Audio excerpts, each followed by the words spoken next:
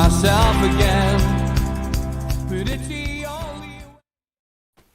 Good evening and welcome along to NUFC Matters. It is Friday night, which means it's Three Amigos night, and I know that this is a show that a lot of you have followed with joy since we moved to YouTube, and it's a big welcome as always to Mitch, to Steve Hasty, and a special welcome again 2 weeks on the trot to Keith Patterson from NCSL 1892. Good evening to you all. Good evening, Steve. Evening, Steve. Good to see you guys. We're going to try and split this show up into a couple of parts. Keith wanted to come back on tonight. It's been an interesting week for him after the response from last week's show. So let's talk a little bit about that first, Keith. Just tell us about the reaction that you've had from coming on. We've had over 12,000 views of that show last Friday, where we dedicated, I would say, the best part of the 2 hours to you, and given a lot of people's opinions about what you were doing. What's the response been like for you personally? Response has been phenomenal. It's been overwhelming, and I need to apologise because last week 2 things happened and I didn't tell everybody. But 10 minutes before sound check with Steve, I went outside and I had a dog called Ashley, of all names, and she was the oldest Alsatian, I'm told, by the vets in the northeast. She was 18 years and 3 months old, and she died in front of us outside. So my dog died, and I came into this show, and it wasn't the dog dying, because I was praying that she would go quietly, and she just went quiet as peace as she could. It was seeing all that emotion on the screen where people seemed as though they had so much hope and faith in what was going on, and you, Steve, was shouting, "Is it Ashley? Is it Ashley out?" And I'm thinking, shit, she's dead. You know what I mean? So my mates had a bit of laugh about that, and she said, "Well, you thick-skinned enough to take that." But it was people writing things on the bottom saying, "We're with you all the way." And this week's been exactly the same. This week's been more. So the thing I'm struggling with is to get across to you, I'm not a fans consortium. I'm just Keith Patterson and Gordon Steen, NCSL, 2 people, and my dear friend Gordon goes back to work on Monday with my blessing. So I'll just be Keith Patterson getting support when he can on a night of Gordon. And for that, it's more overwhelming because I got 600 DMs, and they were just so positive and so full of gratitude that I just didn't expect it. When I'd start this journey, I would have done this journey if 80% of the fans said they wanted to take over. That's all I wanted. But once I did that, Steve, I didn't really want necessarily everyone to back me up, because I didn't need any backing. That's the bit I maybe didn't get over. I don't need any backing, and I just want to be left to do what I'm doing.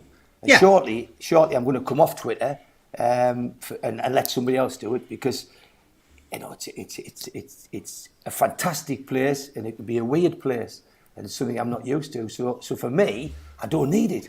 You know what I mean? I do it because I like it to, keep the fans updated. But it's not important to us, and it won't determine whether we get a takeover or not. Let's talk about that then, right? Because in the last 2 hours, let's just say in the last 2 hours, there's been an attempt to involve me in tweets that you have sent from the NCSL account. Yeah. There has been, you replying to various people. I mean, God, you're up till sometimes 3 or 4 in the morning replying to people. And I mean, that's part and parcel of social media, I know. But, you have to get some sleep, Keith. But, you have been replying to a lot of them. And one tweet where you were saying oxygen thieves and vermin, another one where you've had to respond to somebody.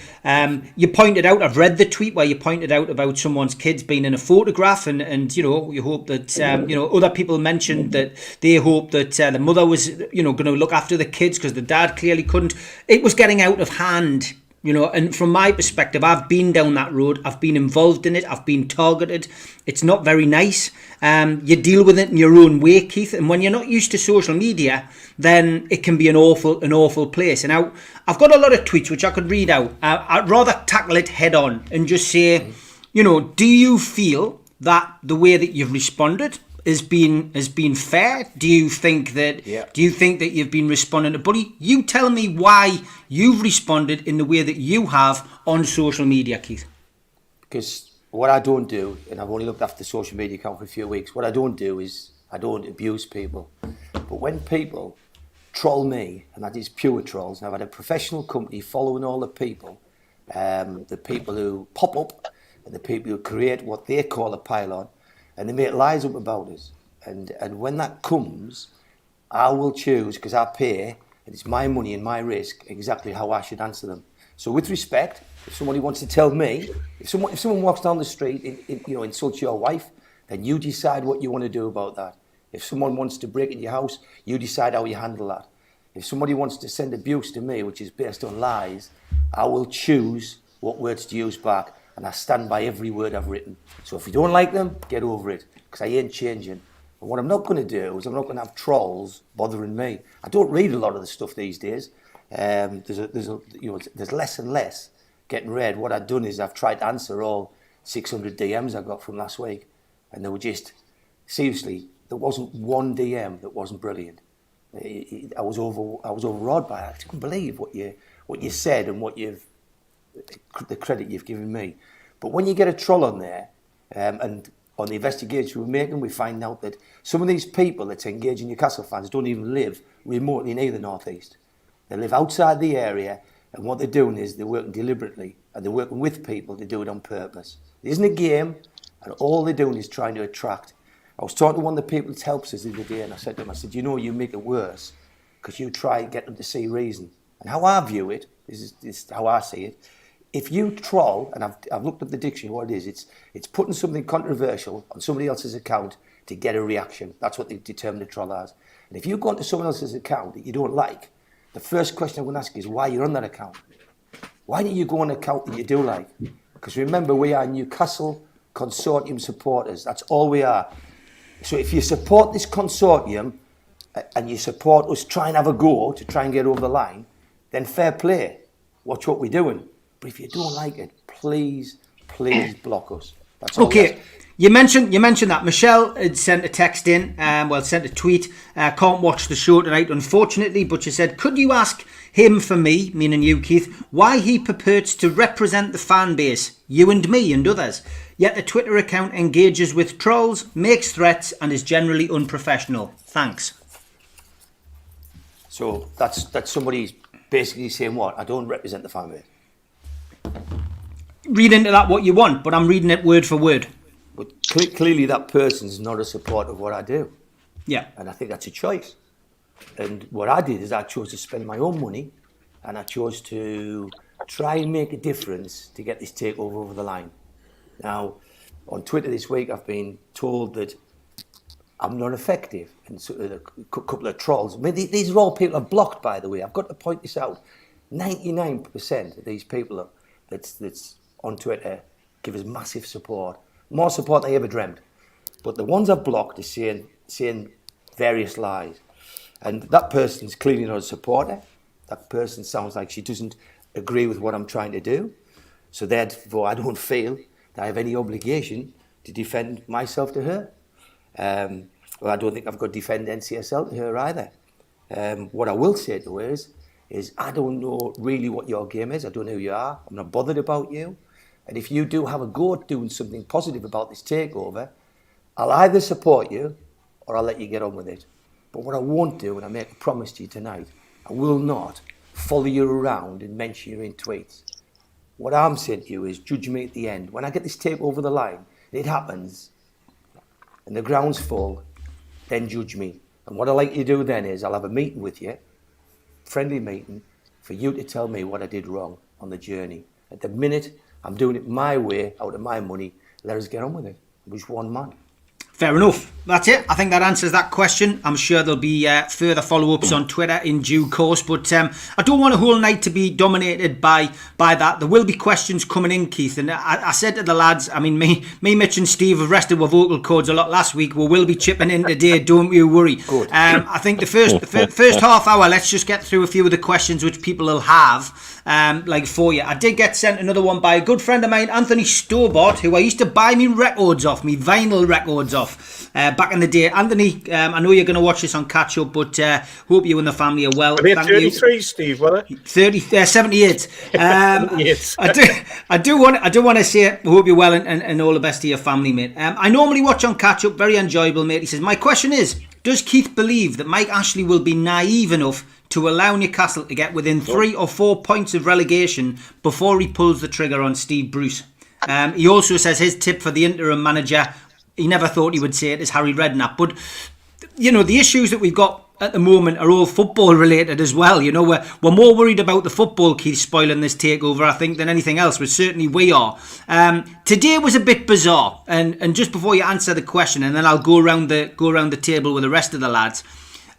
Steve Bruce, a couple of quotes from him. It's been personal from day one. Certain people out there think I shouldn't be in the job to start with. Well, I'm definitely in that category. You're not about me. Is that not about me? No, that's definitely. I'm definitely in that category. This one is bizarre. Craig Hope reporting on his Twitter tonight and you can read this in the Daily Mail. But this is just a paragraph from Steve Bruce's response today. Extraordinary response from Steve Bruce to written media today. We were absolutely frigging hopeless the other night. Absolute shite we were. I've let them, the players, be comfortable, but the gloves are off now. I'm going to do it my way. I found that bizarre, Keith, to hear the manager say that. But getting back to Anthony's question, would Mike Ashley allow this to go on? Do you think he'll pull the trigger in your own opinion?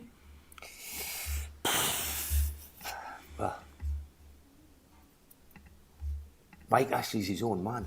And Mike Ashley will do it Mike Ashley's way. And I don't think any of us on here or anywhere else will change that. But I do ask questions.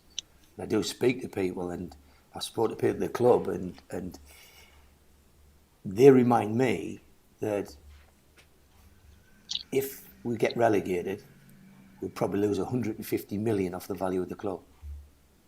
So do I think he will blatantly let that happen? Definitely not. Do I think you'll let that happen? I guess it's the timeline, because people ask me this question all the time. Keith, a friend of mine, he's in his 80s and he rang today and he said, we're shite. And I said, right. And he said, and we're rubbish. And he had a rant and I just said, great. And I said, that's what 90% of the fans are saying, 99% of the fans are saying. But they do know there's a takeover deal to be done. And they do know the impact what relegation would cause. They are more aware of what relegation would cause than any of us four are and any of the fans out there are. And how close, it's a great question because the lad's saying, how close do you think you'll let it go? Is a bloody hard thing to answer.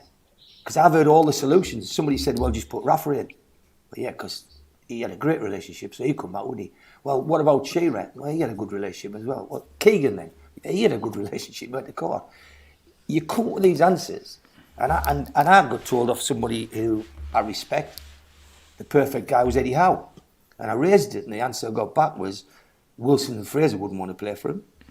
He took a good side down, and how long would it take the club to turn around? How quick would the impact be of putting somebody in? See, we've all got an answer, haven't we? Yeah. Because I was talking to Mickey Edmondson this week, and he said Glenn Roeder. And just so you know, I did throw a name at the pot. You might think I've lost the plot, but I did throw a name at the plot this week.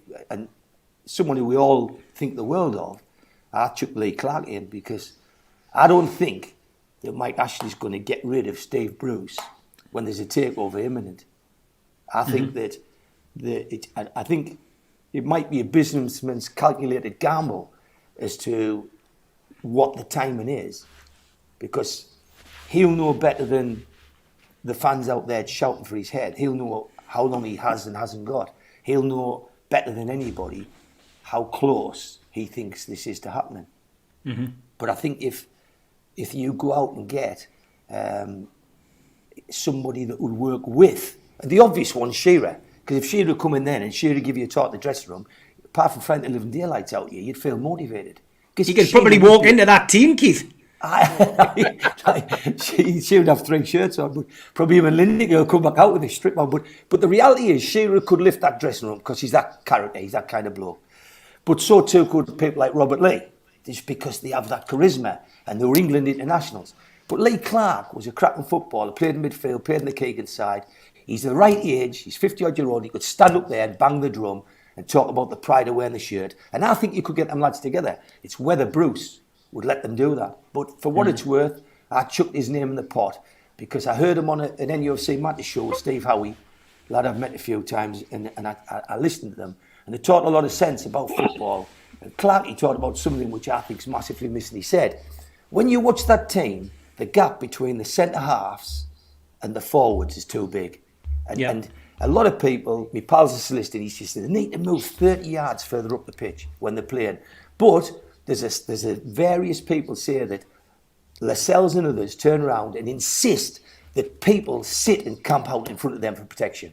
Because when you've camped in front of them, you've obviously got a massive gap between you and the attacking quarter. So for me, I think the best hope we've got is a takeover. And I think the second best hope we've got is putting somebody in there who doesn't have "I've give up" written all over my face. Somebody who doesn't put articles like what you've just said, Steve. You've just read that out, Steve. And I know from you reading it out, your expressions, you're frightened, you're thinking, am I really reading this? But by the same token, let's suppose you're there for another 4 games. I'd still put somebody in like Lee Clark to sit and get involved and whack people on the legs and say, come on, put a performance in. It's your name you're letting down, it's not the manager, it's you. You represent yourself when you go out there. I just think it's missing. I think everything that we bleed is missing from this club. You know, the self-belief, the drive, and the pride in wearing the badge. I think it's gone. I'd rather do the takeover or the talkover. I'd rather go in pre-match and ask them what it's about, because at least I believe in it, like all yous would. I'd love to go and give a team talk, but I'll get wrong for that because they'll say I don't represent the fan base. You don't represent the team, because the good at times where I don't represent. This is true.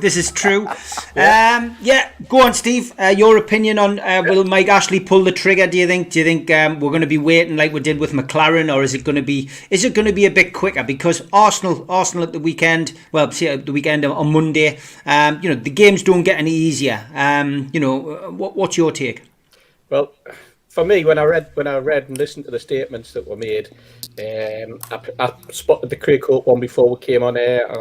I'd already seen a lot of conversation about the press conference, and that for me was a man under immense pressure. Not just pressure from the supporters, but pressure from above.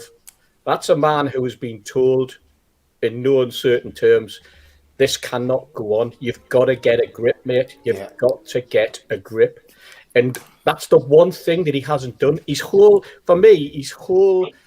persona is built on like me 20 years experience as a manager.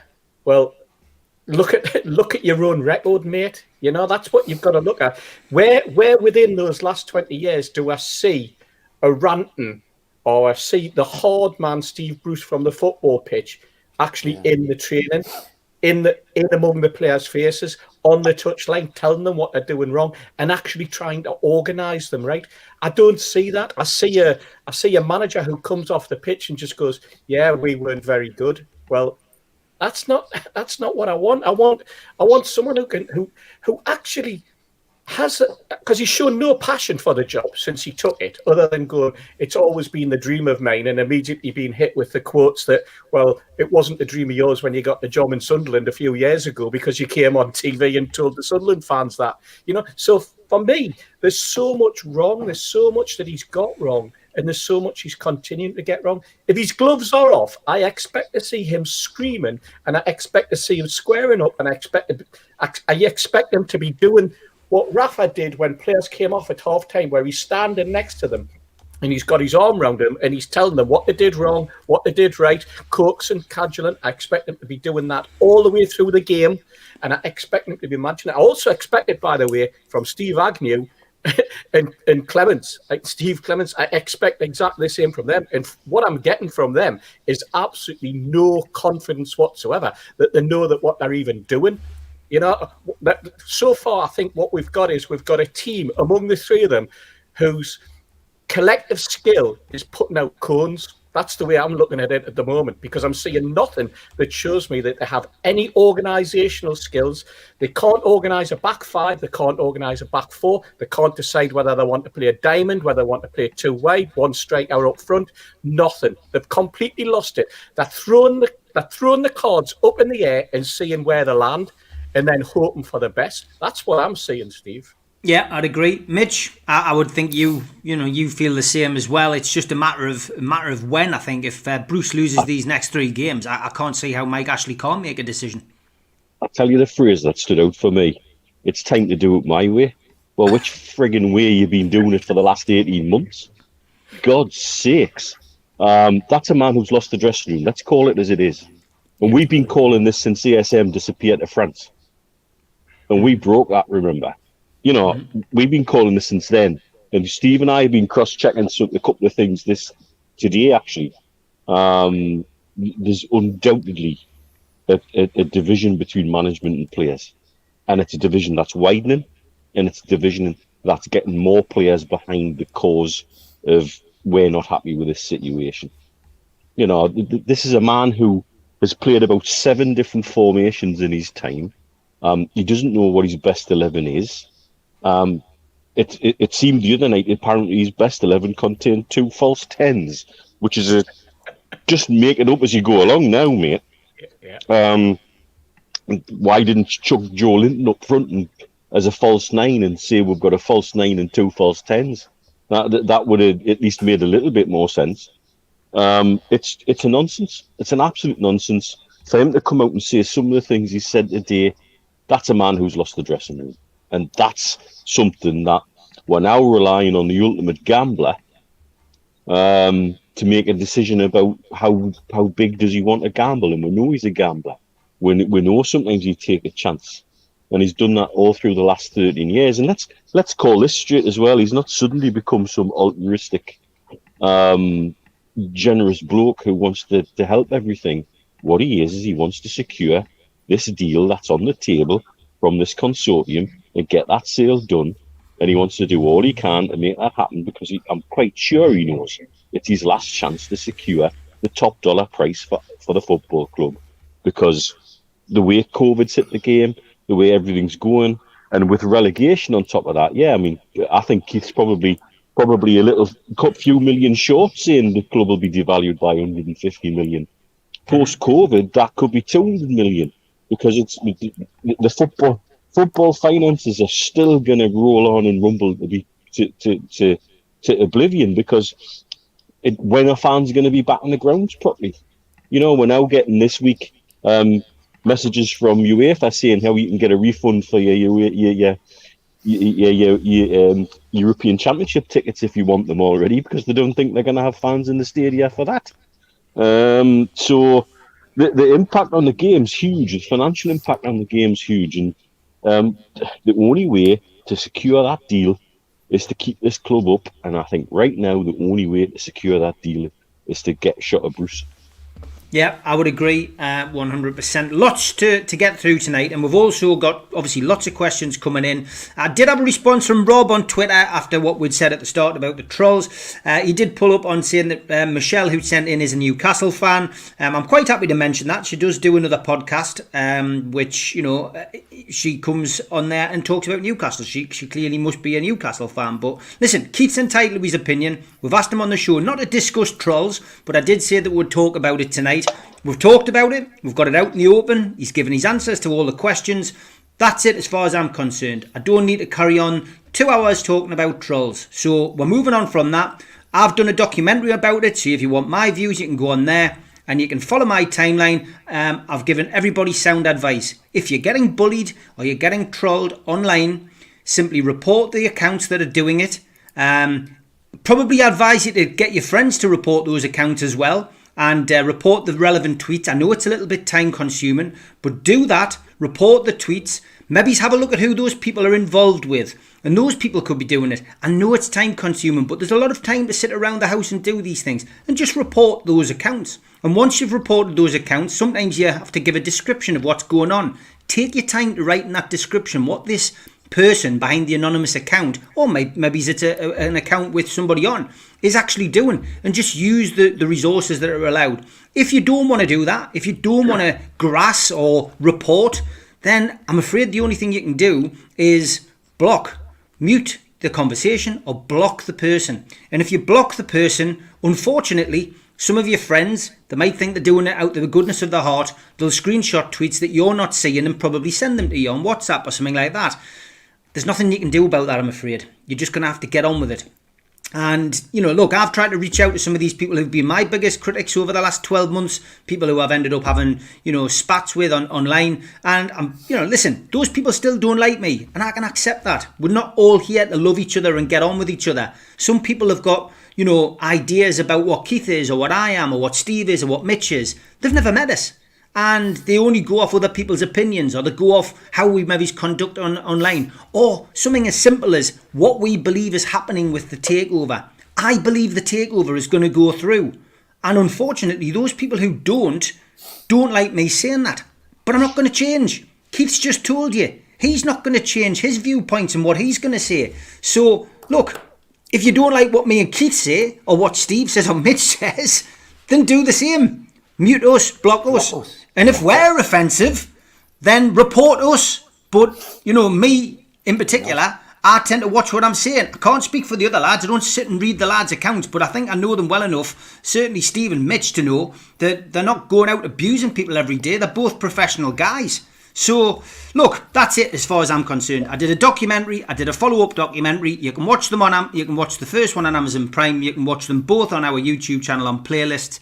We'll draw a line under it now. And as for other accounts and other podcasts, good luck to them. There's no war between NUFC Matters and others. We're doing our own thing.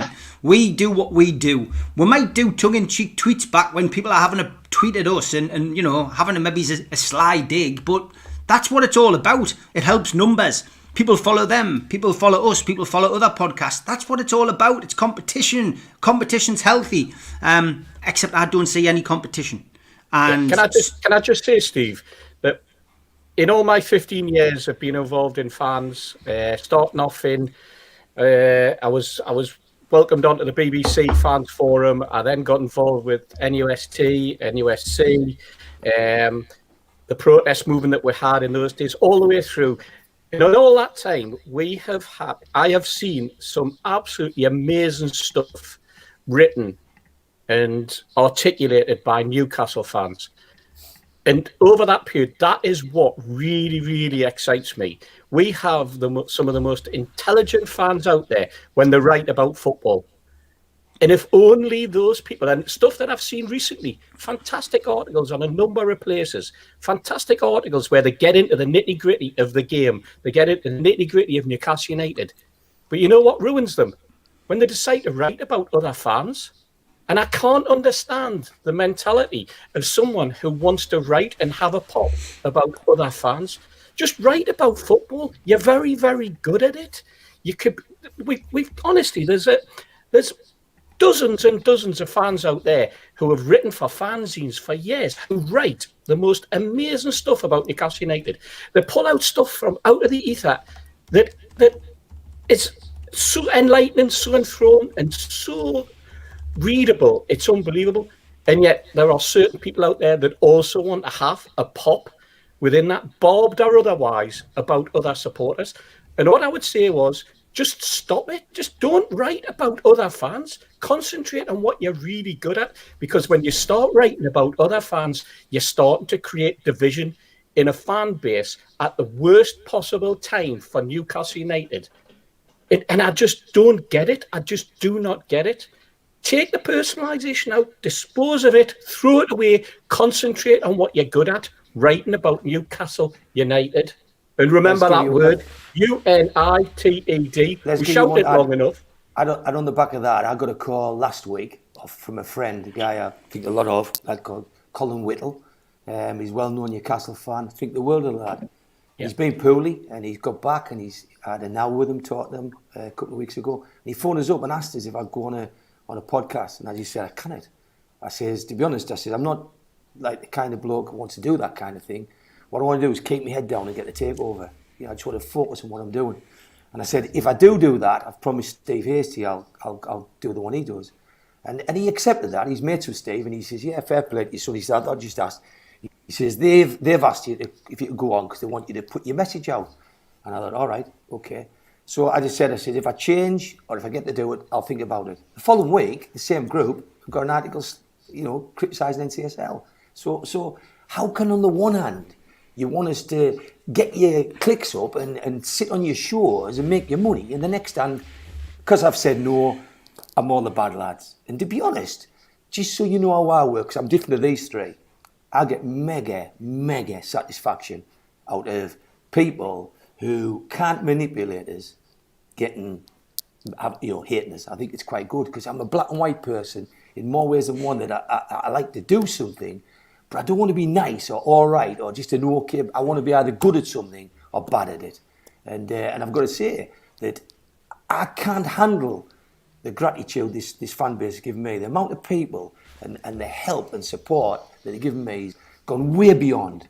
So to have this transparent bunch of people, which there's not a lot of them, there's 30 or 40 people out there, and I know who the players and shakers are, and they're all anti-NCSL. Well, they're anti-one bloke really now. He's just having a pop at me, and all I'm doing is sitting at home, writing away like fury and helping a case to get a takeover the club.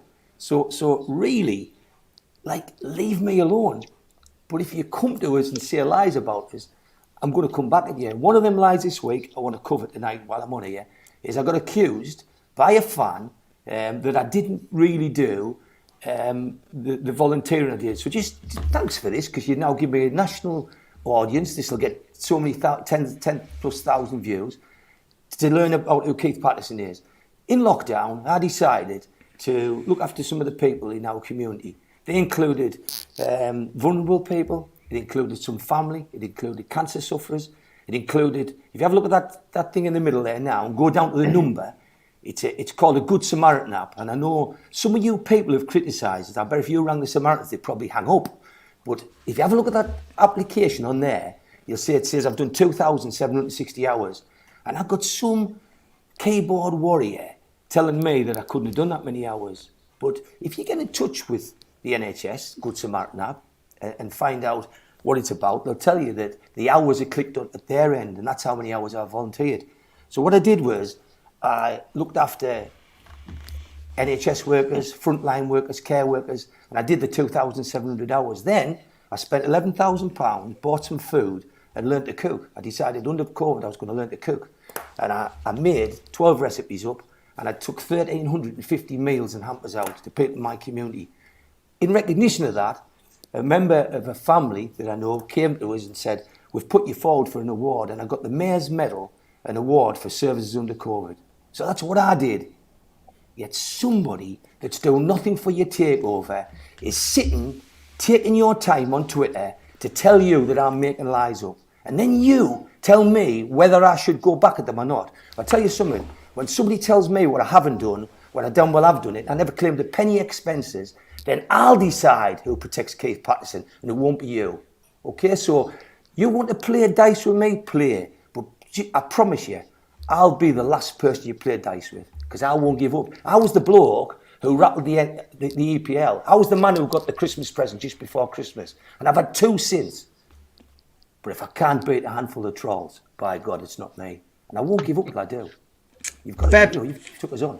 Fair play to you. Fair play to you. Big shout out to our sponsors, oldcoachhousedistillery.co.uk, the world's first alcohol-free distillery. Visit their website, enter code OCHD to claim your introductory 10% discount and get the most out of your dry January. And very nice it is too, that Genesque. Give it a try. Big shout out to qtechshop.co.uk, makers of pool tables and snooker tables in Wallsend and Newcastle. And they also make our t-shirts, which you can get from newcastlelegends.com. And don't forget, we do have our weekly charity t-shirt, which is the Jump Wagon one this week, which I believe has already had some interest. That is pinned to the top of my Twitter, which you can now see as my name. Follow at Steve Wraith on Twitter, and it's a pinned tweet at the top. Get bidden. That will finish on Monday night as we are covering the game. Now, I did promise people would have a few new things on the Three Amigos show. First of all, we're going to get something tasty with Hasty, which is our big prize giveaway, which is put together by Q-Tech. They are really pleased with the coverage that they have had on the show. Here's the rules. It's a big prize giveaway. It's £100 worth of M&S vouchers. Okay, so not to be sniffed at. The first clue is going to be given tonight. The second clue will be given next Friday. And then the following 2 Fridays, you'll have another 2 clues. You use the clues to help answer the question, which will then be asked during the show on Friday the 5th of February. So you have to keep watching the shows. Not live, of course. You can watch them on feedback. But when you get to that last show, you must be watching live, because the first correct answer in the live chat is going to win those £100 worth of M&S vouchers. So great. Thanks to John for doing that. Here is your first clue, here we go. So there's your first clue, and anyone who's involved with NUFC matters, by the way, can't be involved. So I don't mind you doing it for fun, but there's no way in the world I'm handing £100 over to somebody presenting the show and then being called corrupt as Richard at the Premier League. That'll be me finished. I'll have to scrap the podcast. So there you are, clue 1. 54.996306, then a minus 1.540402. That's your clue. I will show it again before the end of the show, but of course you can always watch it back just over half an hour into the show to find that out. Great. So plenty of questions coming in. I do want to get to David Tyson's with you, Keith. He said, Keith, to settle recent disputes and statements I've seen on Twitter, can you please explain your involvement with Rob O'Donoghue QC? Is he still helping you with the case? I appreciate there's a lot of things you can discuss and can't discuss, so I know. Can I just tell you, Keith, David, I'm not here to settle disputes on Twitter. That's the whole point. I'm just a fan. Twitter can be violent, it can be good, but I'm here just to try and get this takeover done.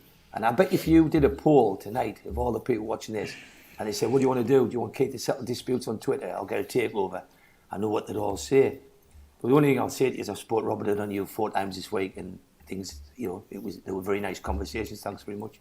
Excellent. That's all you want. Tom's also asking you, did you get a response from Boris Johnson? The answer is no. I got a phone call from a guy called Jack Bell, who is the chief of staff for this region. Smashing lad, Newcastle supporter. I've got to say, I was blown away with him. He's obviously got a responsible position. And I said to him, during the call, I didn't think that he would be able to sort this out quick enough. Somebody mentioned, you've got to remember, 99% this is massively supportive, but somebody said, oh, what a bad time to do it. And I've tried to explain that COVID will outlive this takeover, in my opinion.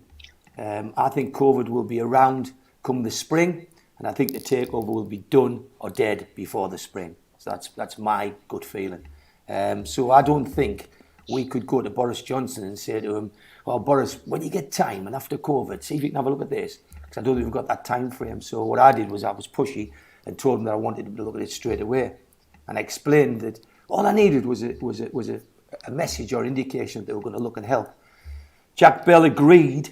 The guy agreed with everything I said. And I got him to read the 9-page letter I sent to Boris Johnson first. And he knew with 10 questions that I wanted Boris to answer. And what he said at the end was he said he didn't disagree with anything I'd said. And he absolutely fully understood what the people in the North East were fed up, waiting for support for. He understood the frustration. He understood the annoyance at getting letters saying that government couldn't get involved when they already were involved. And he understood our scepticism towards the fans-led review when we believed we already knew the results.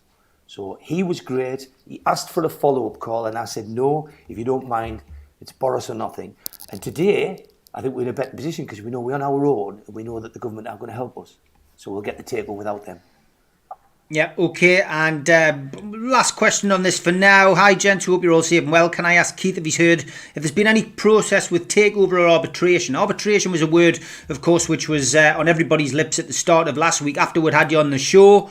Obviously people were getting rather excited, but there's no real movement on that. It's just because Richard Masters had, mentioned arbitration, but no movement on that yet is my understanding.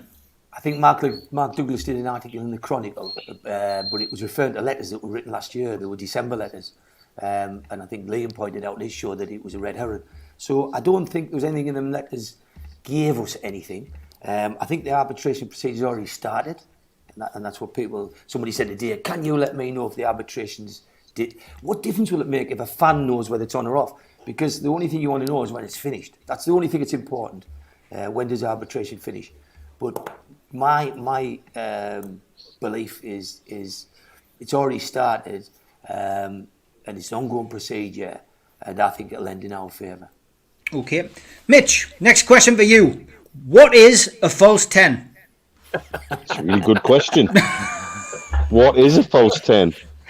Is it an inside, outside, left, right, full back, centre forward? I've got any idea.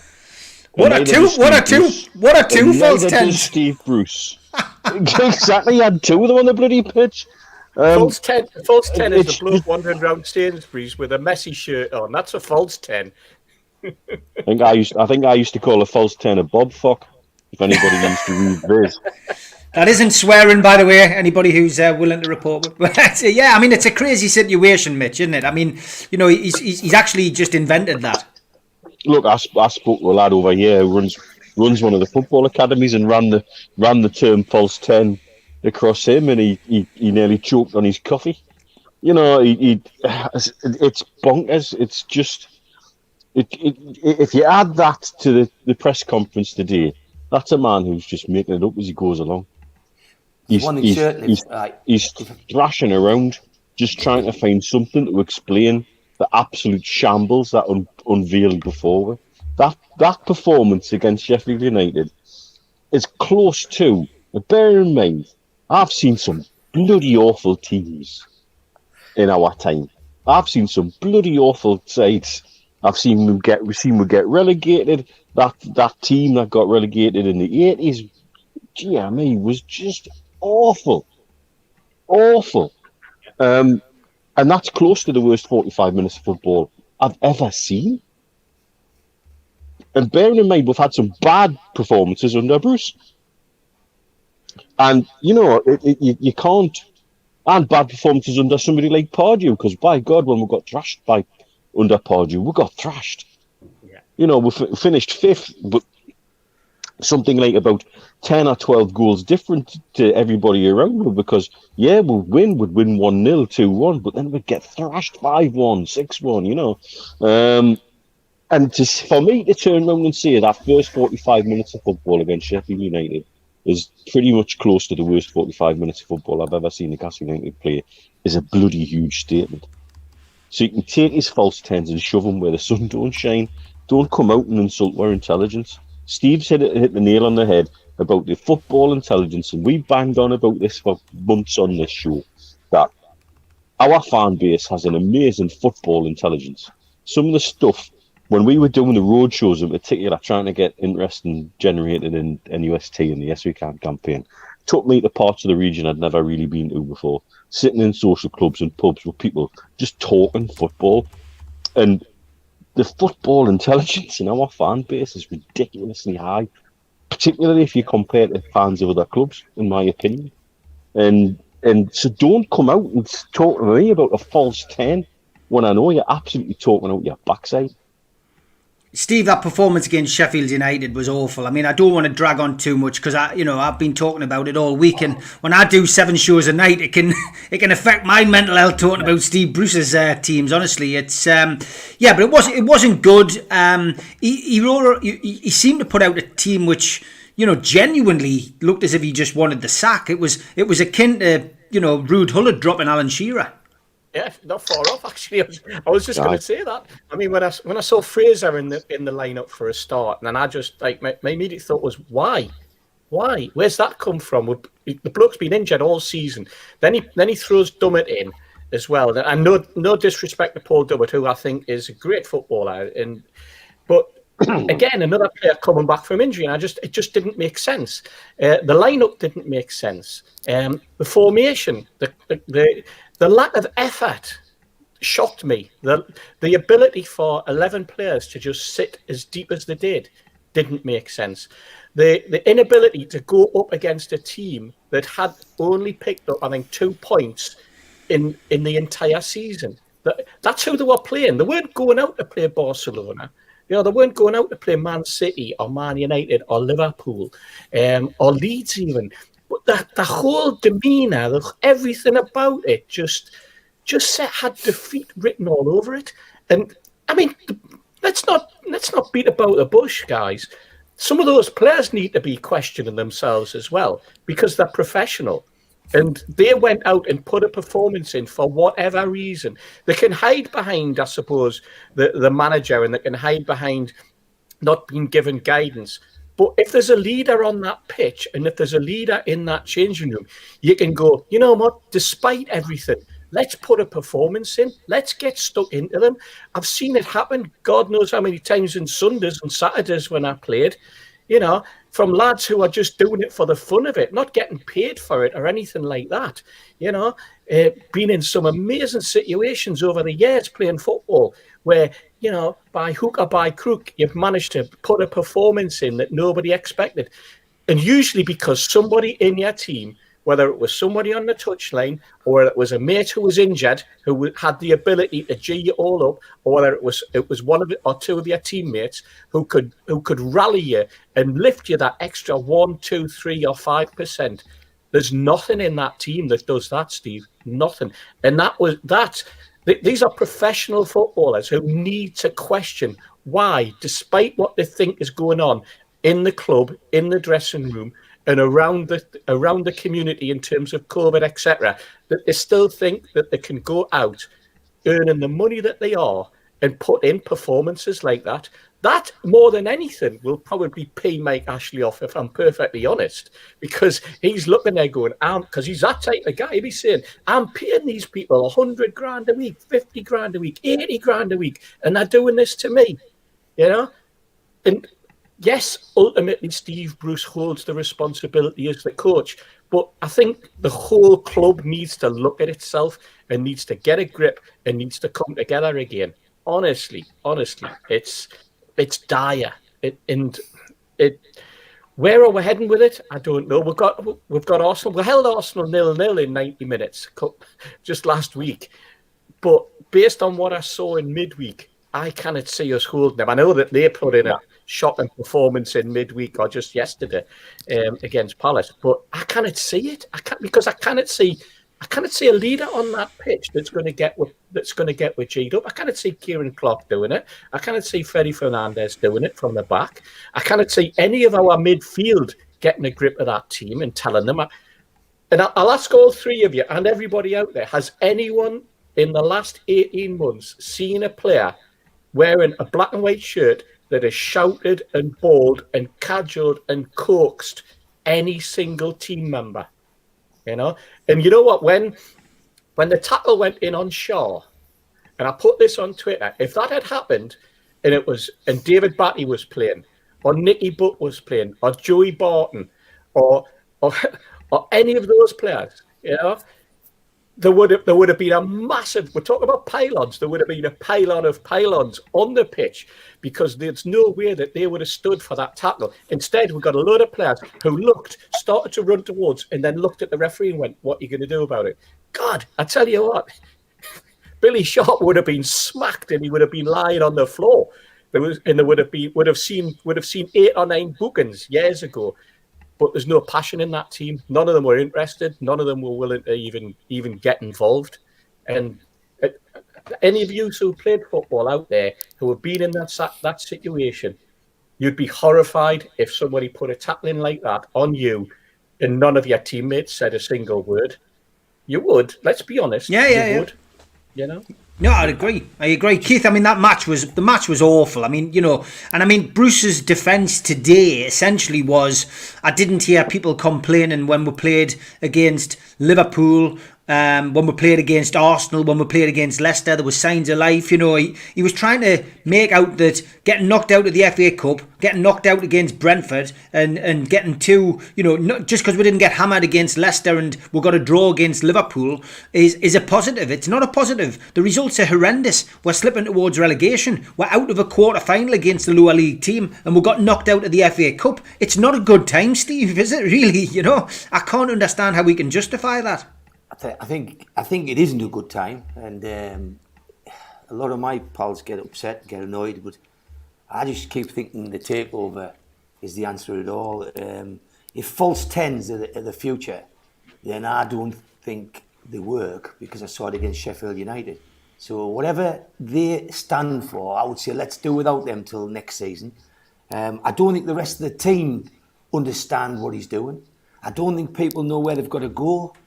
I don't see anybody committed. I don't see anybody, rattling people. And I mentioned it on the show last week, Barry Venison, he used to clatter people. And when it happened, if he wasn't your favourite player, you could never knock out how much he meant. But for me, it's back to where we were. It's how we get enough points to continue on for the next few weeks to get the takeover. And I've just had a text of a pal of mine called Mickey Edmondson, Backpage Mickey, and he just said, we all going on about false tens. He says a false 10 is somebody from Ashton has been on a sunbed for 2 days. Happy New Year, Mickey, and anybody wants any Newcastle United memorabilia, look for the back page. Just look Backpage Newcastle on Twitter, Facebook, and on online. You can always buy some stuff from there. We'll get Mick back on because it's a while since we had him on. We had him on before Christmas. It'll be good to get Mick maybe on next week or two. So we'll touch base with him. But yeah, look, it's good. And at least we can laugh. You sometimes feel that there's no humour to be had, and that's why we've decided to freshen up a little bit with a couple of new segments, shall we say, on this show. And Mitch each week is going to be picking a tune lookalike.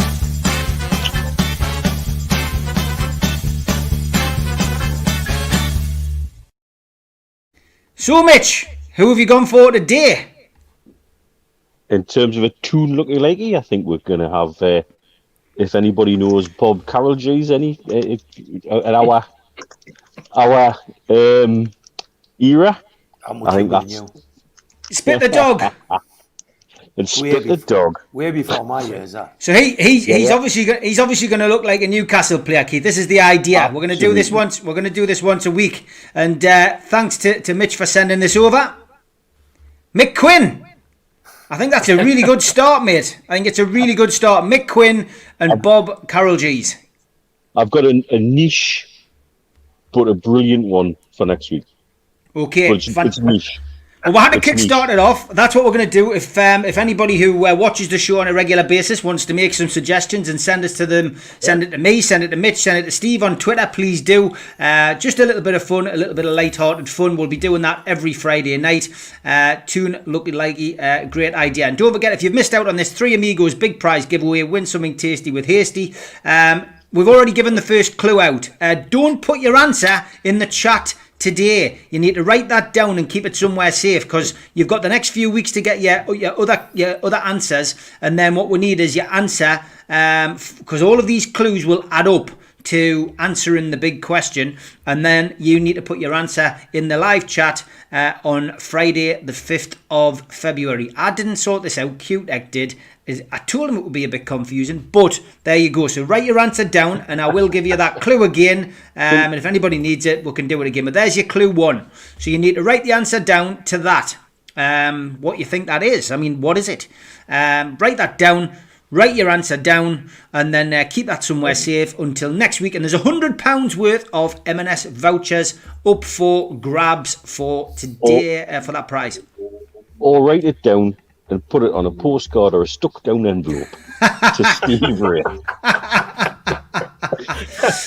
Again, that's a generational joke, perhaps, but there it is. You used to do that for swap shop and stuff like that, didn't they? That's what they used to do. Yeah, I mean, Keith, I'm glad to see it has calmed down a little bit on the old comments. So it's good. It's good for us. I'm watching them. They're good. Yeah, Paul Arneson says once the takeover is done, then Rafa is a must to try and finish the job he started. We're backing and allowing him to bring his own players in. He'll win at least a trophy. Now I know you said you weren't too. You don't seem too keen on Rafa. Me, I went on Talk Sport this week. As always, I gave my own opinion. I don't speak for the supporters. Nobody can do that.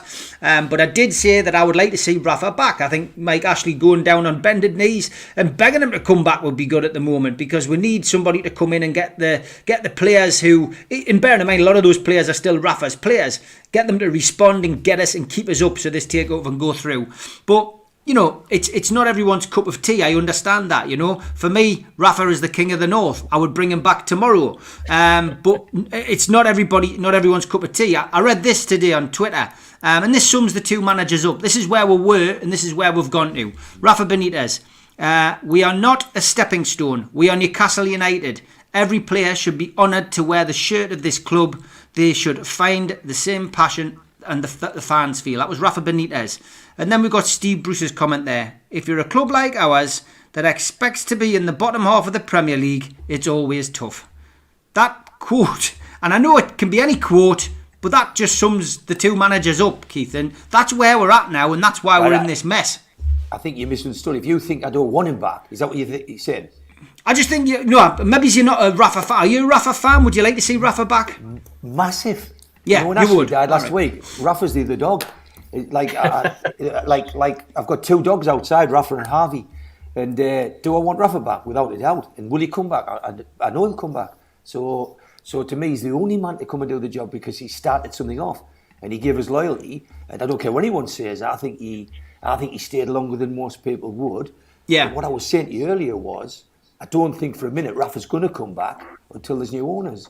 I don't think the existing owners would have him, and I don't think he would come. So what I'm being is realistic is the perfect answer tomorrow, and the two fingers to the Premier League was just put him back in there. You know, put him back in there and make an agreement. But you'd have to be 1,000% certain that the takeover was happening by a certain date, or I don't believe Rafa would take the job. I think Rafa left because he'd had enough, and I think the people in charge wouldn't take him back, and so I think it's unrealistic until the deal's done. I don't think it'll happen until the deal. I wish it would. Christ, I'll piggyback him back. Honestly, I would. I'd go and headlock him, bring him back, stick him in the back of my car. Anybody would, because he would set them players up better than, well, so would me Nana mind, to be fair.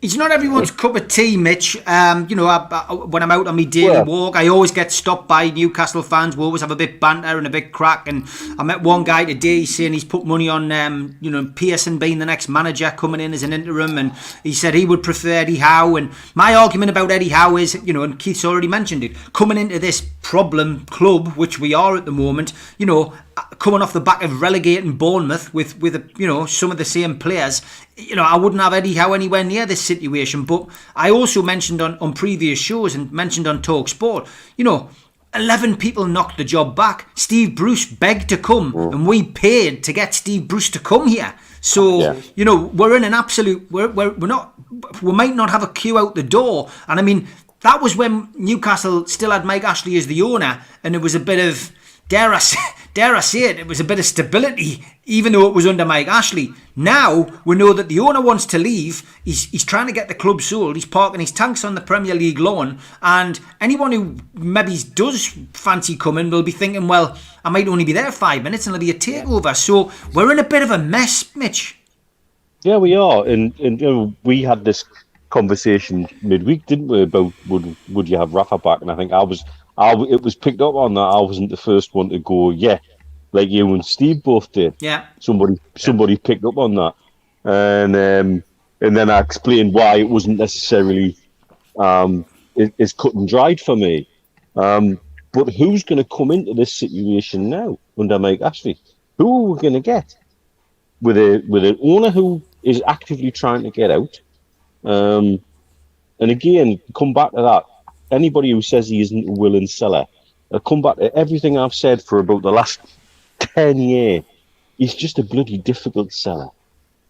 He's not a willing seller. He's just a difficult one. But that's by the by.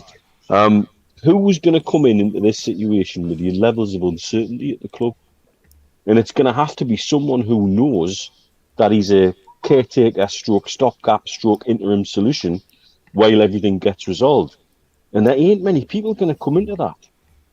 In fact, the only kind of people who would come to that are people akin to Steve Bruce, in my opinion. It's a really difficult situation that we're in. Because I think we need something to freshen it up. We need something to heal whatever divisions are going on internally, externally, and anything that's actually hindering the progress of the team on the pitch. because there seems to be a lot of things hindering that progress at the moment. Because there ain't no progress, and Bruce keeps using this bloody progress word, and I can't see it. We knew, and as a fan base that, picking up on what people were saying, not just on social media, but talking to lads over here and talking to lads mates back home, everybody was going, oh, you know what happened when we played Derby when they hadn't won for about 20 years, and then the first win that they had was against us, and it was inevitable what was going to happen the other night. Because for me, it wasn't just about what side he picked, which was abominable, by the way, and the tactics he played, which was abominable and mystifying, but about how can he get the dressing room up for this to make sure that we're not the first victims of Sheffield United this season. Yeah. And we can pass that bat on to somebody else. But there was an air of inevitability about it. That, I'm sitting watching it. I was going to watch it at home, and I got persuaded to come down and watch it out, and I wish I hadn't bothered. 45 minutes, I'm thinking I'm getting a taxi home, no me. I think between all of us is about 200 years of experience, unfortunately, of watching Newcastle fail miserably. And it was only last week, 7 days ago, that I did talk memorably about that Sheffield Wednesday game we lost in 1989 on Bank Holiday 3-1 when we had to win. Yeah. So I predicted it was coming, and that just comes, sadly, it just comes with experience. Before I come to you on the same subject, Steve, I just want to point people in the direction of the little logo down in the right-hand corner. Click that if you want to subscribe. If you're a first-time visitor to the channel, we do have a lot of programs on every day of the week. We're on, actually. Sometimes we do 2 shows a day. It just depends what is happening at this wonderful club of ours.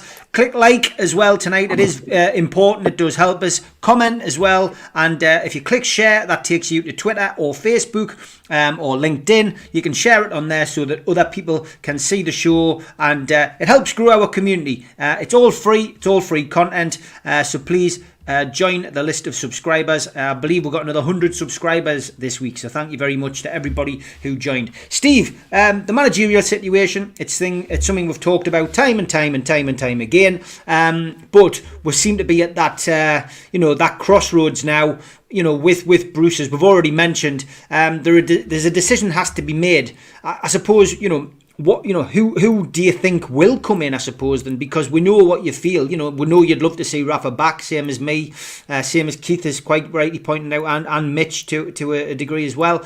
But who do you think is possible? Is Lee Clark, as somebody Keith mentioned, and I know there's a few people have given him a bit of sticker for that in the chat, but I get where he's coming from with a local lad. I think what people might be pointing at with Lee Clark is saying, well, look at what he's done at these other clubs, and he hasn't had such a great time. But then, look at what he did at Huddersfield. You know what I mean? I know it's not the Premier League, but he beat Brian Clough's record for consecutive games without defeat. You know what I mean? He has got the trust of Mike Ashley as well. He worked under Ashley, albeit briefly, when Allardyce was at the club. You know what I mean? So there's a bit of trust there. He's a local lad, and he would get the support and backing of the fans. And, not necessarily saying Lee Clark for manager for the next 3 years, but I tell you what, Lee would come in and give them a kick up the backside and get them working. And I think he'd have the banter in the dressing room.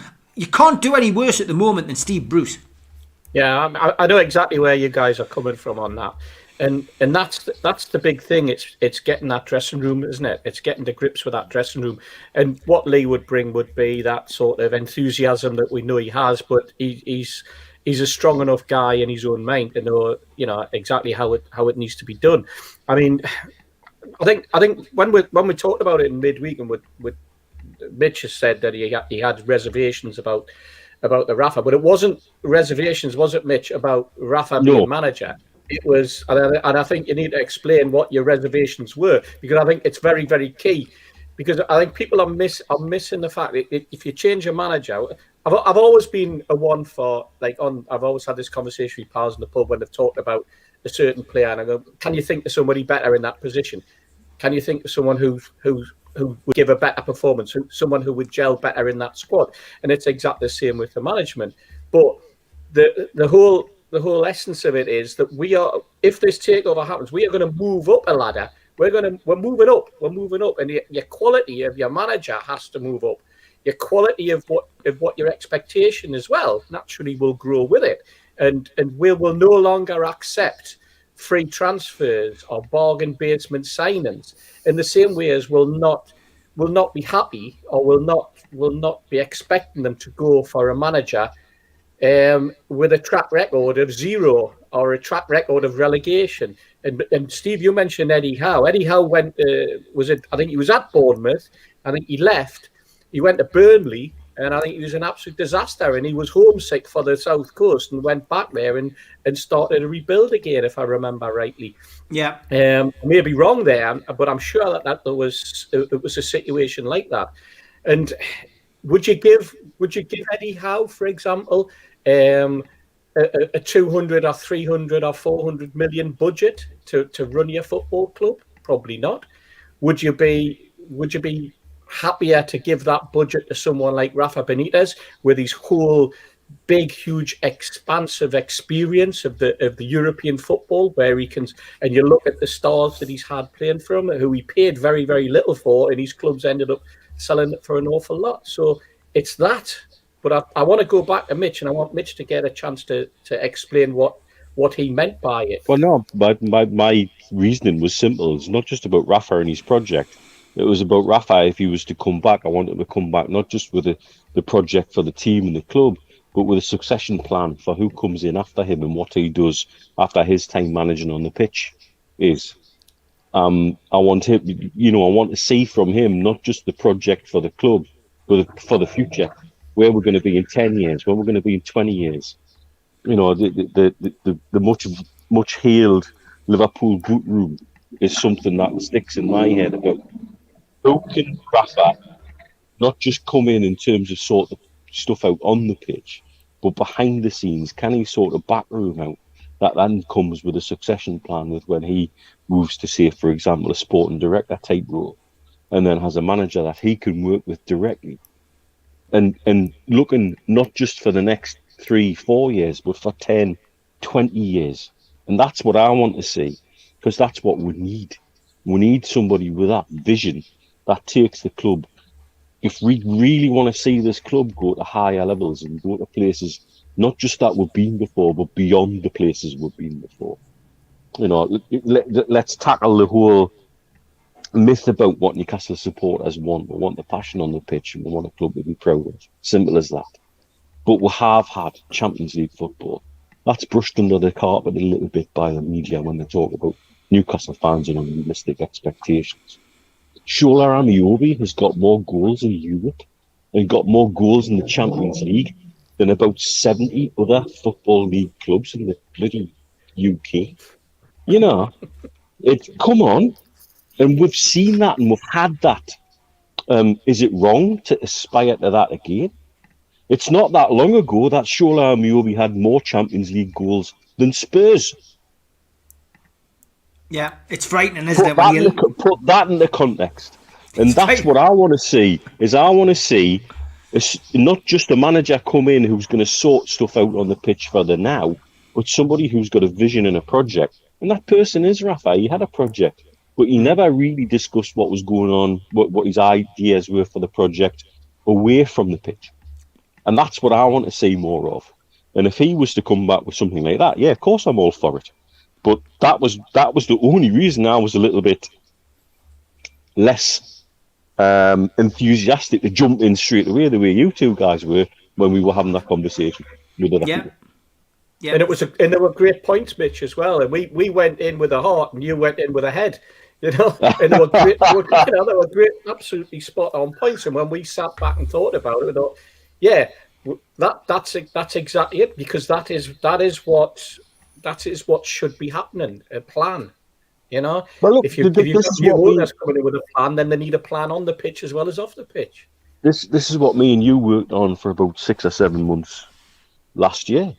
Was putting right. You need a transition team, then you need your final team, and then what you're going to do with the manager, and what you're going to do with the academy, and what you're going to do with this, and what you're going to do with that, and put like a plan, just some sort of football-related succession plan in place, because it's the only way it works. If you're going to go in and go hard on a takeover with Newcastle United, you've got all the bits there, not just to make it good, but to make it so much more than good if you're smart and if you're clever about it and if you play your cards right and if you get the right people. We're talking about on the pitch at the minute. We've got this square peg round hole situation because nobody seems to know what the best 11 is or what the best formation is.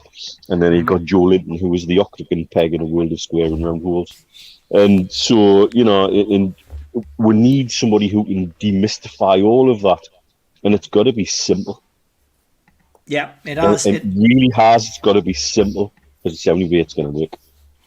Yeah, a lot of people suggesting Lee Clark wouldn't be a bad show for interim manager. Steve Howie was on the show that Keith mentioned. You can see it in the playlist. It was only a couple of weeks ago, and we will get the lads back on. But even Steve Howie was saying that he would support that. You know what?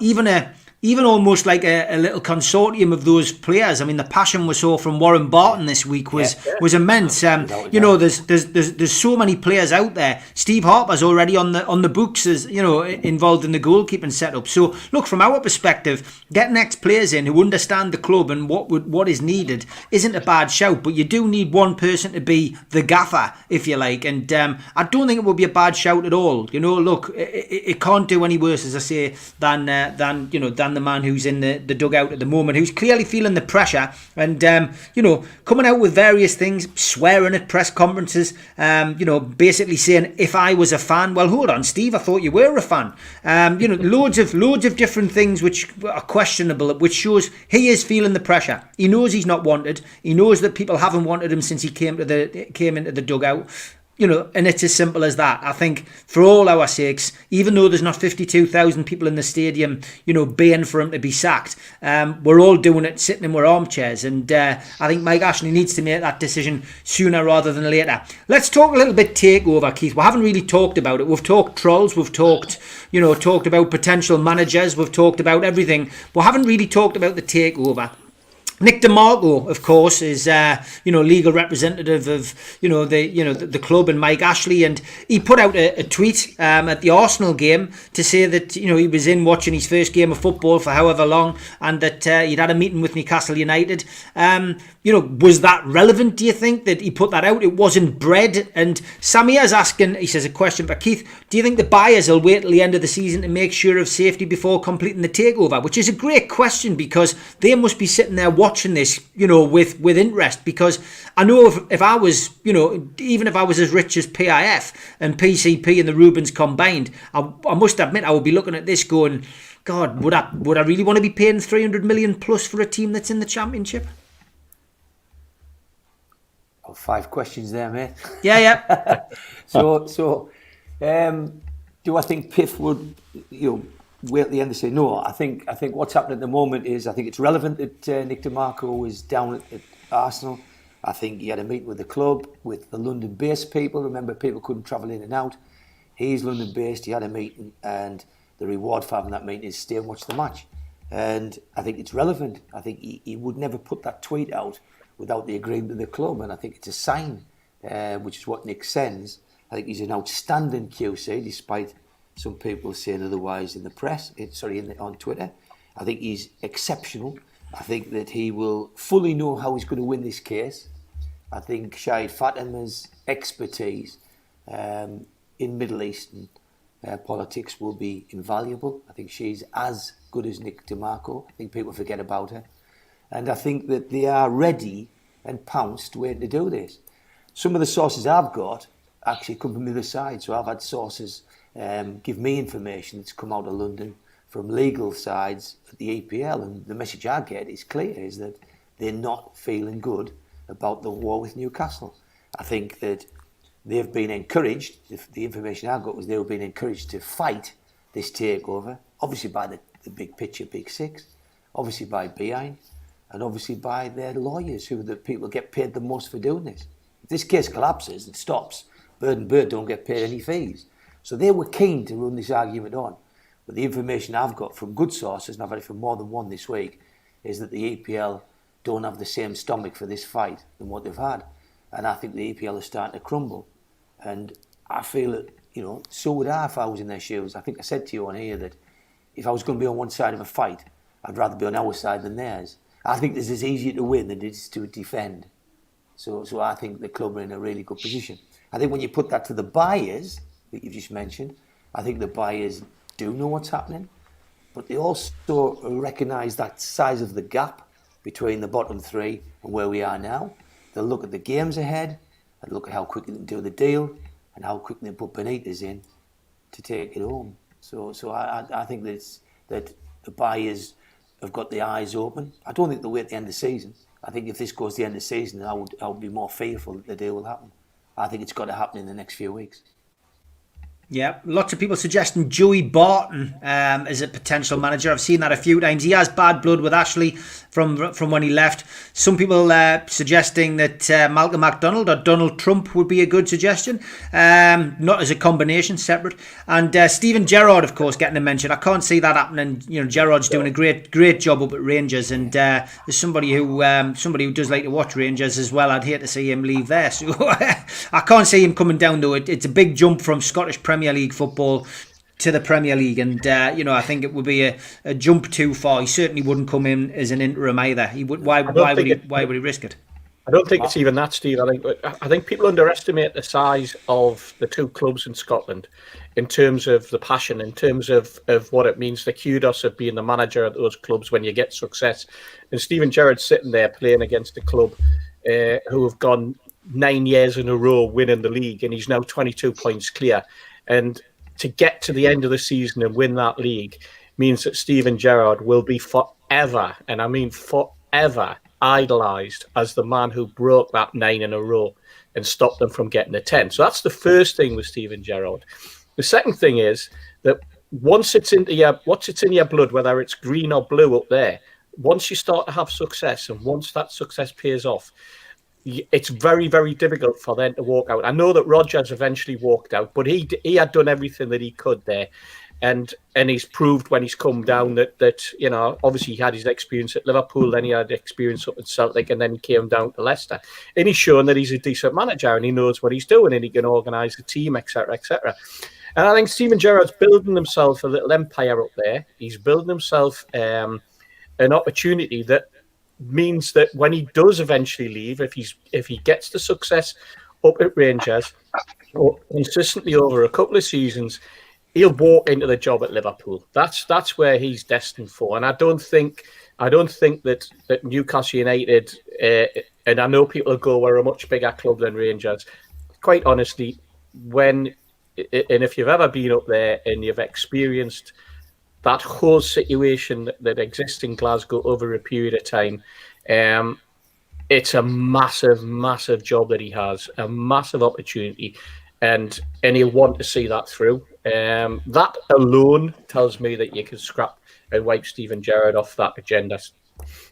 Yeah, a lot of people suggest he comes in after, if Rafa does, Takeover goes through, Rafa comes in, bring Gerrard in some capacity and, promote him from the boot room. Again, it's all just hypothetical, but that wouldn't be a bad idea. He learns his trade under Rafa, but we're thinking outside the box here where, we need to get the Takeover done first, don't we?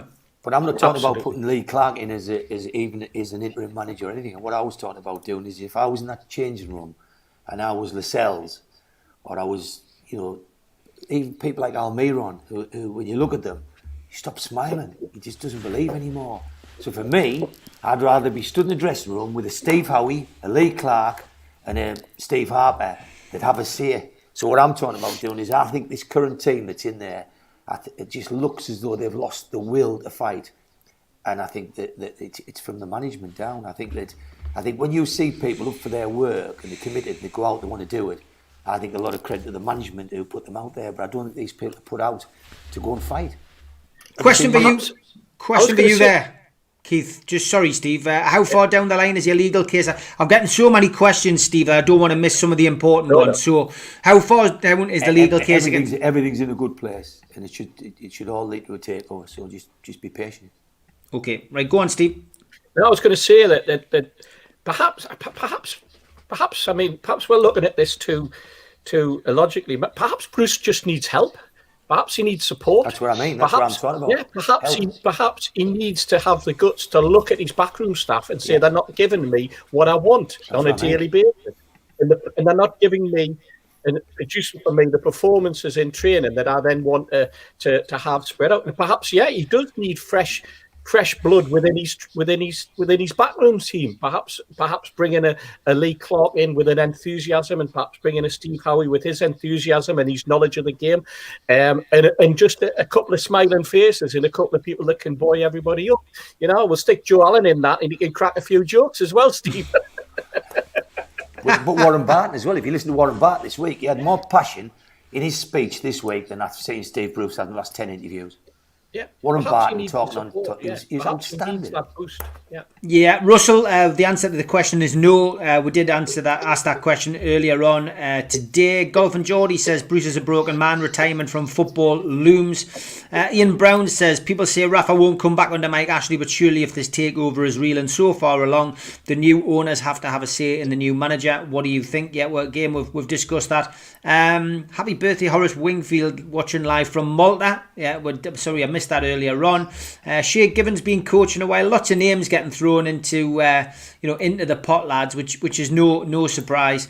Mark Byers, good evening. He says Steve Bruce saying he knows he wasn't wanted from the start, and surely this determination should be to prove us wrong, rather than using that as some kind of sympathy vote.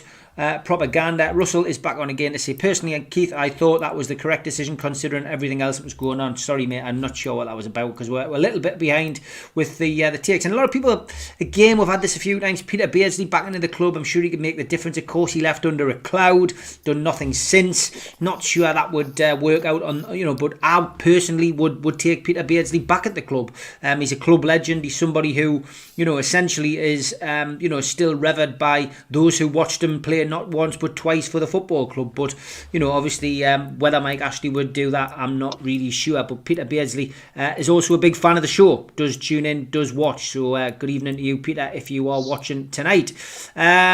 Lisa says, wonder what the state of due diligence is and how this may affect any potential sacking or hiring. I mean, again, it's a good question, but it's one that probably none of us can answer. Certainly not me, Steve, and Mitch, and even Keith. Keith's a supporter, trying his best with his own money to try and get this takeover through by hook or by crook. And those kind of questions can only be answered by the people who are involved at the higher level. But thanks for all these comments. Keep them coming. As always, we try to get through as many as we can. And a lot of people putting in their potential teams as well, teams that they would play and formations. Unfortunately, the only one that counts is Steve Bruce's, and for me, Mitch, he doesn't seem to know his best formation, and that's a problem. And I saw a lot of people having a pop at Dummett the other night. Somebody who has hardly played any football in the last year. The kid looked knackered. Being asked to play in the role that he was playing. Matty Longstaff played really well alongside Hayden, and Hayden was out suspended. He comes back in and then he finds himself alongside Sean Longstaff, who, again, bad injury, struggling to find form. I think I read the stat out last night with Malcolm and Gibbo. Out of 67 games, he's played 38 players, and I think in that stat lies the problem, doesn't it? He doesn't know he doesn't know his best team. If you look at clubs that get into trouble season in, season out, they're usually the clubs that use a high amount of players. If you look at the clubs that do well, they often use the fewest players because they know with their system, they know their best 11, and they know how to change that 11 to suit in certain games. I'm still convinced sometimes he does it with a tombola and a dartboard to decide who he's picking and what position they're going into. It looked like that the other night. I mean, if he's going to play a 5 at the back, I think most people look at Dummett at left back and say, why isn't he playing on the left hand side of the back three? Because that's actually his best position. Yeah. Nearly everybody who's seen him play or managed him or coached him in the last 10 years say they can't make their mind up whether he's a left back or a centre back is his better position. And when we're playing a back three, that's perfect for Dummett. And he gets, again, it's the curse of left back at Newcastle United. It's a hell of a position for to take, because it seems to be since Clark and Kennedy left, it's been the pariah position in Newcastle United's team. The one that gets the most stick always seems to be the left back. But I think it was harsh, but I mean, he was put into that position. I just couldn't understand him lining up with a back five, which really was a proper back five with two full-backs at right back and left back. Bearing in mind the amount of times he's played Ritchie and Murphy at full-back in a back five, who you could say were proper quote-unquote wing-backs. You know, and that was the night to do it. And the night that it was to do it, he stuck 5 defenders in. And you could see Hayden. Hayden was the one I picked up on running around that midfield. And he was almost like pleading to Bruce saying, tell us what to do. Tell us what to do, because he was trying to do everything. He's defending at right back, he's winning tackles in the centre midfield, then he's further up the pitch, and then he's back down. You know, nah. I won't have it. Won't have it. And Matty, for him to do that run of games and for him to look knackered, absolutely knackered, like he was running in Treacle in the last game, then to quote-unquote be rested in this one. You know, we've had doubts about Bruce's ability to manage players in terms of their fitness. And we've seen it time and again. The reason Lejeune's off in Spain for a year was because of how he was brought back into that team hurriedly, and he looked knackered and about 1.5 yards off the pace. And so they say he's not fit, get him off to Spain for a year. And he's working wonders in Spain at the minute. And it's ironic, you know, we could have done with him, you know, particularly at the tail end of the whole COVID situation when we had so many players out, you know. Nah, Bruce certainly doesn't know his best 11. And he patently doesn't know what formation he's using. But perhaps we'll see, because he's doing it his way now, whichever way he's been doing it previously. Obviously, wasn't his way. So let's see what his way is. You know, on the back of being told to judge him after a random amount of games, let's judge him now, because the next game apparently is his way. Yeah, so let's see what his way is. The gloves are off, and the other thing he was talking about today was these. Assistant division.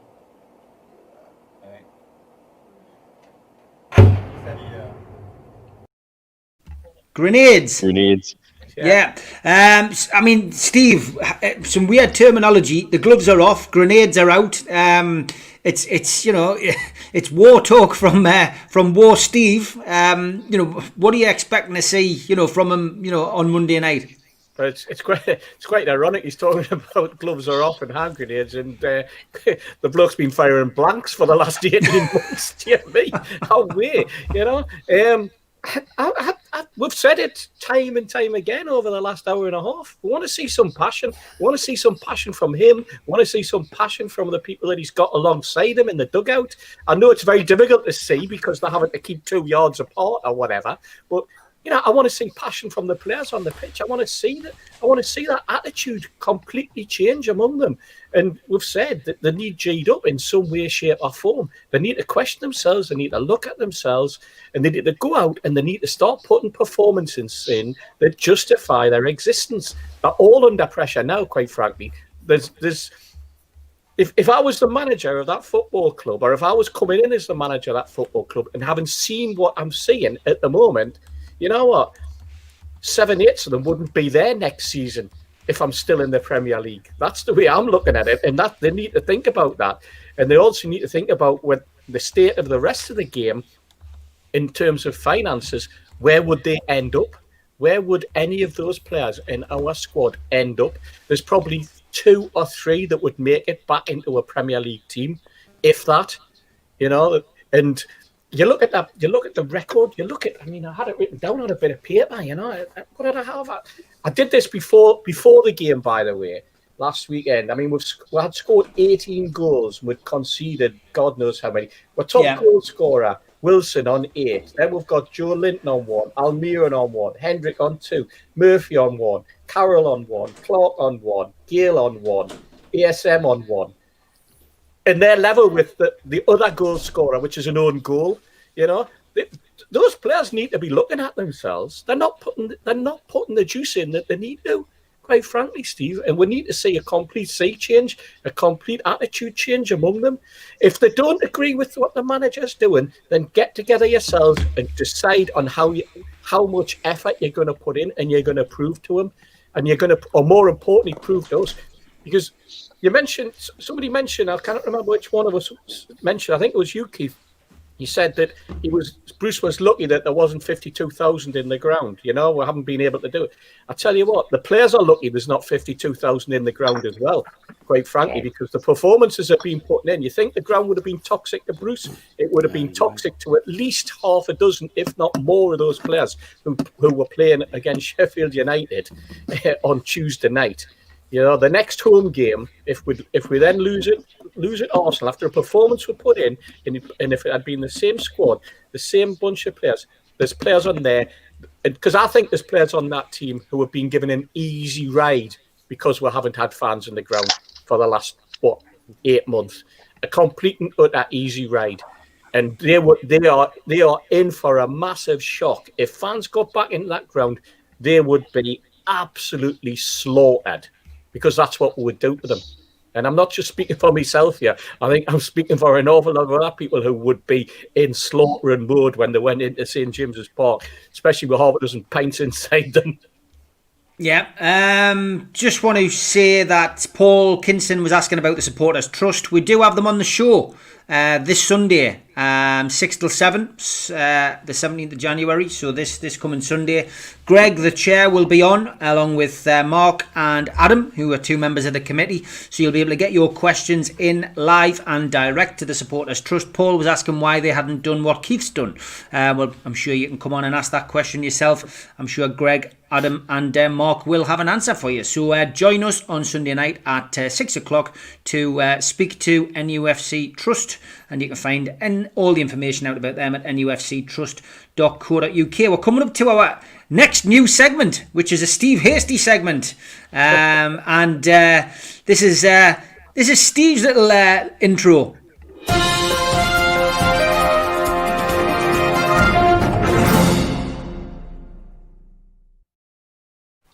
Got a bit of a CNN fake news one about that, hasn't it? It's definitely Fox fake news. Fuck no, NUFC Takeover fake news. Maybe I don't know. Look, we've got 3 tweets here.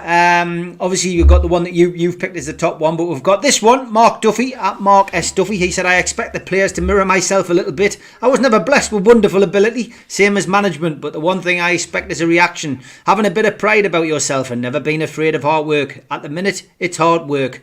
Yes, Mark Duffy, that was outrageous. Good tweet. And here is that was the one you picked. This is another one, Southern Softy. They could play Gunnosaurus at full back instead and still have a little time to worry about our attacking threat. That's with reference to the game that we've got coming up on Monday night. That was another one that tickled us. Here's your tweet of the week though, Steve. Dennis Taylor at Toon Den, of course. Anyone who goes regularly to away games will know Dennis, good friend of most of ours on the show. He says Dublin should stick to doing up houses on his homes under the Hammer programme than poke his nose in on NUFC. Why did you pick that one out as your top tweet this week, Steve?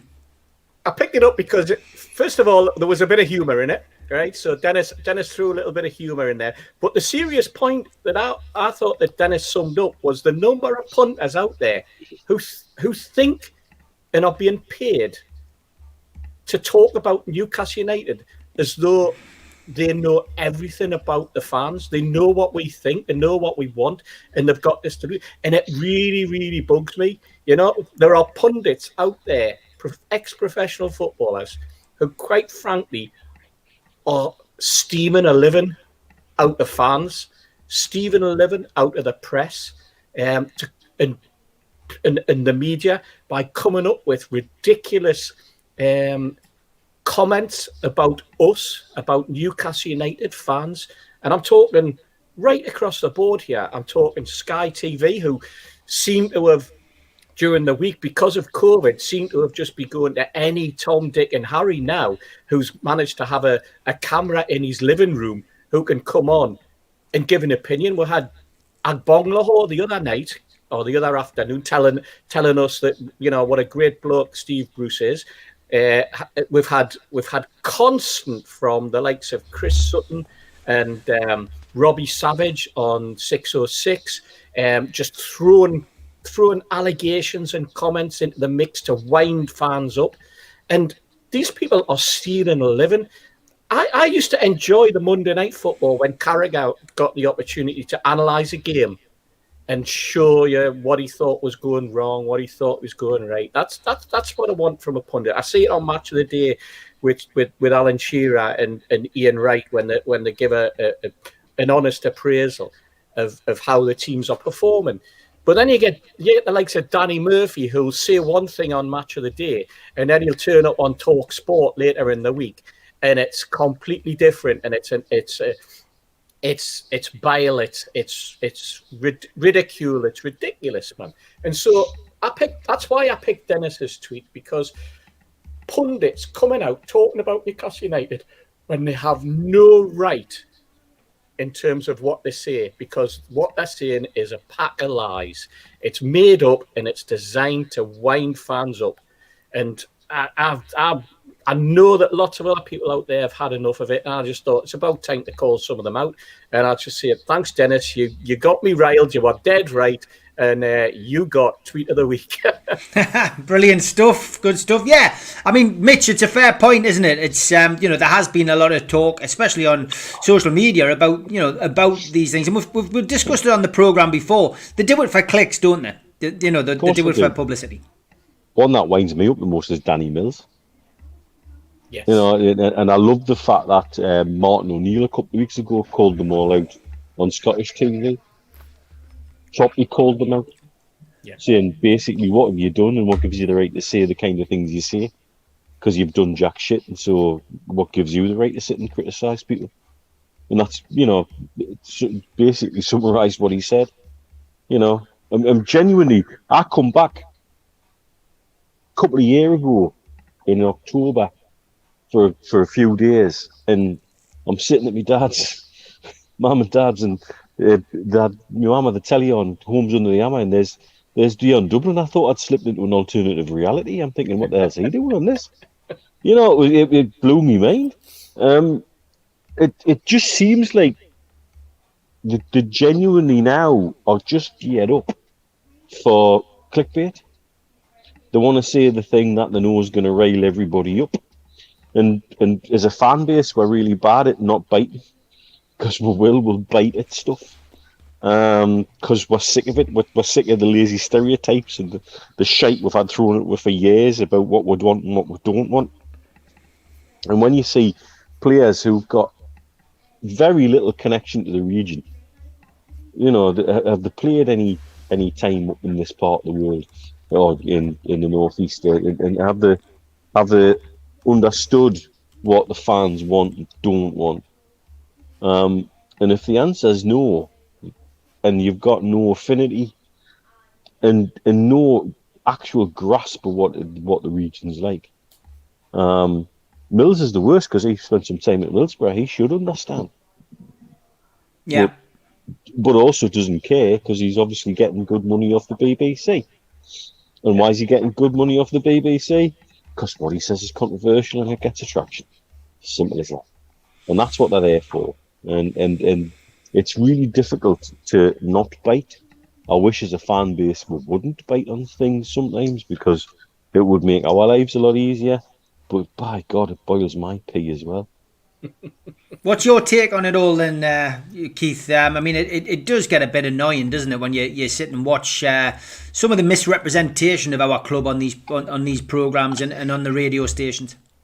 I think it's a bit like trolls, believe it or not. It's a good show to bring it up, but I think the people who engage and go back to them and say to them, you've said this and you've said that about Newcastle, because I know this week a lot of fans were going on Dublin, day on Dublin this week, and I know Robbie Savage has got history with us.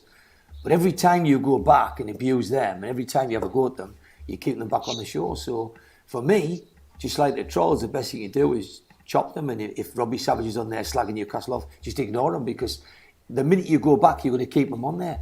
It goes against what it's all about. So, to hear Warren Barton speak up like that, I was shocked. I was shocked how they gave him that airtime. because it was very much against what I'd heard. It was the first time, I was saying, the last few weeks that I've seen somebody break ranks, like an ex-pro. He still did say that he talked about Steve Bruce, what he was like as a player, and he said normally he'd go through walls for you. And he was a good, I don't think he'd take it away, he was a good centre-half, him and Pallister. But there's none of that in the dressing room, there's none of that. When he speaks, he looks like a beaten man. So for me, I think we keep them duff pundits in because I think we bite at them too quickly. And that's, you know, so I'm saying to people on trial, I said, don't engage with them or report them. But if Dean Dublin went on there tomorrow, or Robbie Savage, it's purely clickbait to get used to react. I would just ignore it. I think, you know, I don't agree with it if that's what you come back to. No, that's fair enough. Carol said, let's hear from Keith. We want to know what's happening. Lots of questions coming in. Condensed, Keith. I mean, give us an assessment of what life is like running NCSL. Gordon's away back to work Monday. Give us a 7-day account of what you've done this week. You know, what's it like waiting for this to happen? You know, what's come through, what's happened, what's never happened. You know, just give us a brief idea of what it's been like for you, because you're doing this out of your own back with your own money. Just tell us a little bit about it. It's like something you can't prepare for. When I first started doing this, I thought it would be me sitting at home, and I thought I'd have like 50 people following. I didn't really want accounts, and we discussed whether we'd have a Facebook account. By God, I'm pleased we haven't got that, because I know that there's a lot of interaction with Facebook. But on this Twitter thing, we thought it was just a case of putting tweets out, and that was it. And I think that's what we'll go back to. I think we'll go back to that, because I think a bit like the Dion Dublins of the world, I think if you keep answering these people, you give them oxygen. So what I'd do is I'd like them to just, not get answers off NCSL, and I think we'll just go back to being an information release thing, because that'll allow me, who's the last man standing, General Custer, to get in the trenches and do what I'm doing. And this week I've been given some brilliant articles, like phenomenal articles. One of the things I got this week was, I wish I could publish it all, but I'm going to just take a little bit of time here, because the people asking, I'm going to tell you a story about what it's like putting information out. But this week I was given a letterhead off Behind Sports, and it asked a question. It said, what's the difference between us lobbying the clubs in the Premier League against the Newcastle Takeover than you lobbying for the Takeover? And I looked and went, really? It wasn't to me, the letter. But I let her come in and ask somebody, what's the difference between lobbying clubs to turn Newcastle down or us lobbying for the Takeover? So I gave it to Robert O'Donoghue, who people just asked, I gave it to Robert, and I said, Robert, what do you make of that? And in his lovely, dulcet Northern Irish accent, he said, well, one's illegal and one isn't. Because it's illegal to lobby companies to turn down competition in your market. But it's absolutely not illegal to do what you fans are doing, lobby for the Takeover. And that came on a behind letterhead, and I got hold of it this week. Needless to say, the club have it, the lawyers have it, everybody gets it, because that's what I do. I leak like an old washing machine. But I'll tell you how hard it is to run this NCSL. I'll give you a little story. And this might just show you how difficult it is. Now, try and take me out of the picture. I'll just show you how I started off. I got information from 3 sources. The Tottenham Hotspur had been at the table, and that they'd tried to sell Spurs to PIF. And basically they were asking 3.5 billion with add-ons.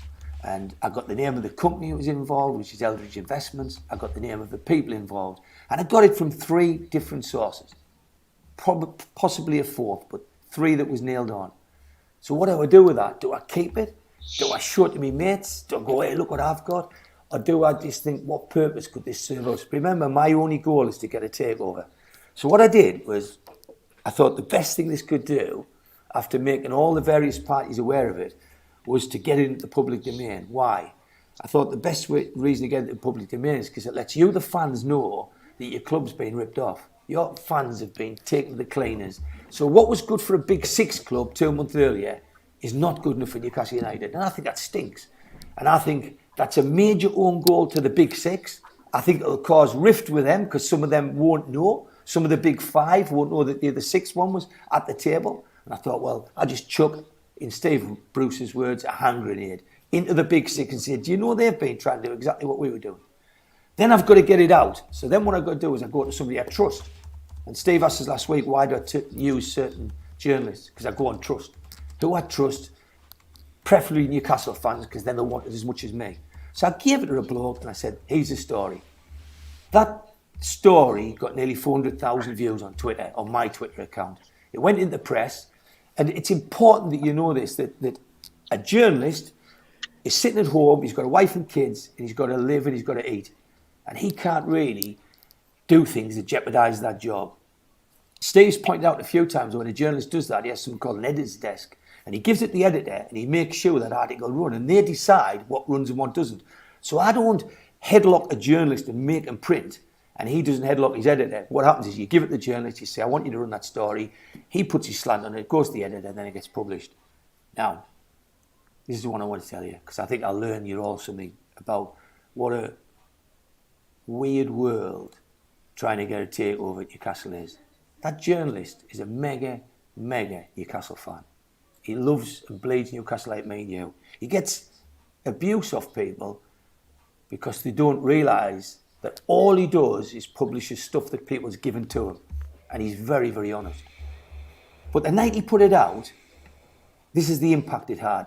Apart from the 400,000 tweets, it also got more subscriptions to that newspaper on the banks of the Tyne than any other of the 90 regional newspapers, and it was a record. It created a record in that company for the most responses they'd ever had. And the CEO of that company phoned that journalist up and he said, you've broke the records, brilliant. So he was a good journalist because he'd got information off somebody who knew something. My solicitor said to us, when you put that out, Keith, you'll find out very quickly how true it is.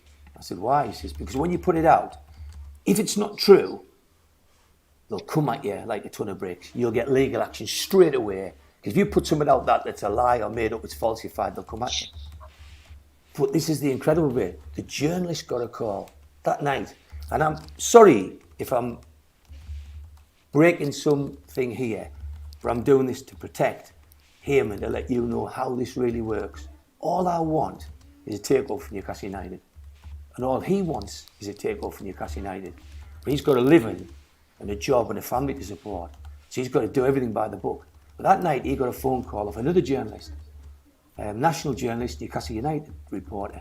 And he said to him on the phone that night that Tottenham Hotspur had been onto him. And this reporter that reported for me is in trouble. I thought, bloody hell. And that lad was worried that night. He was worried, I guess, that he was in bother, it was going legal, he worried about all kinds of things, and he is a worrier. And I said to him, I'm sorry if I've given you an article, I did it for the good of Newcastle United.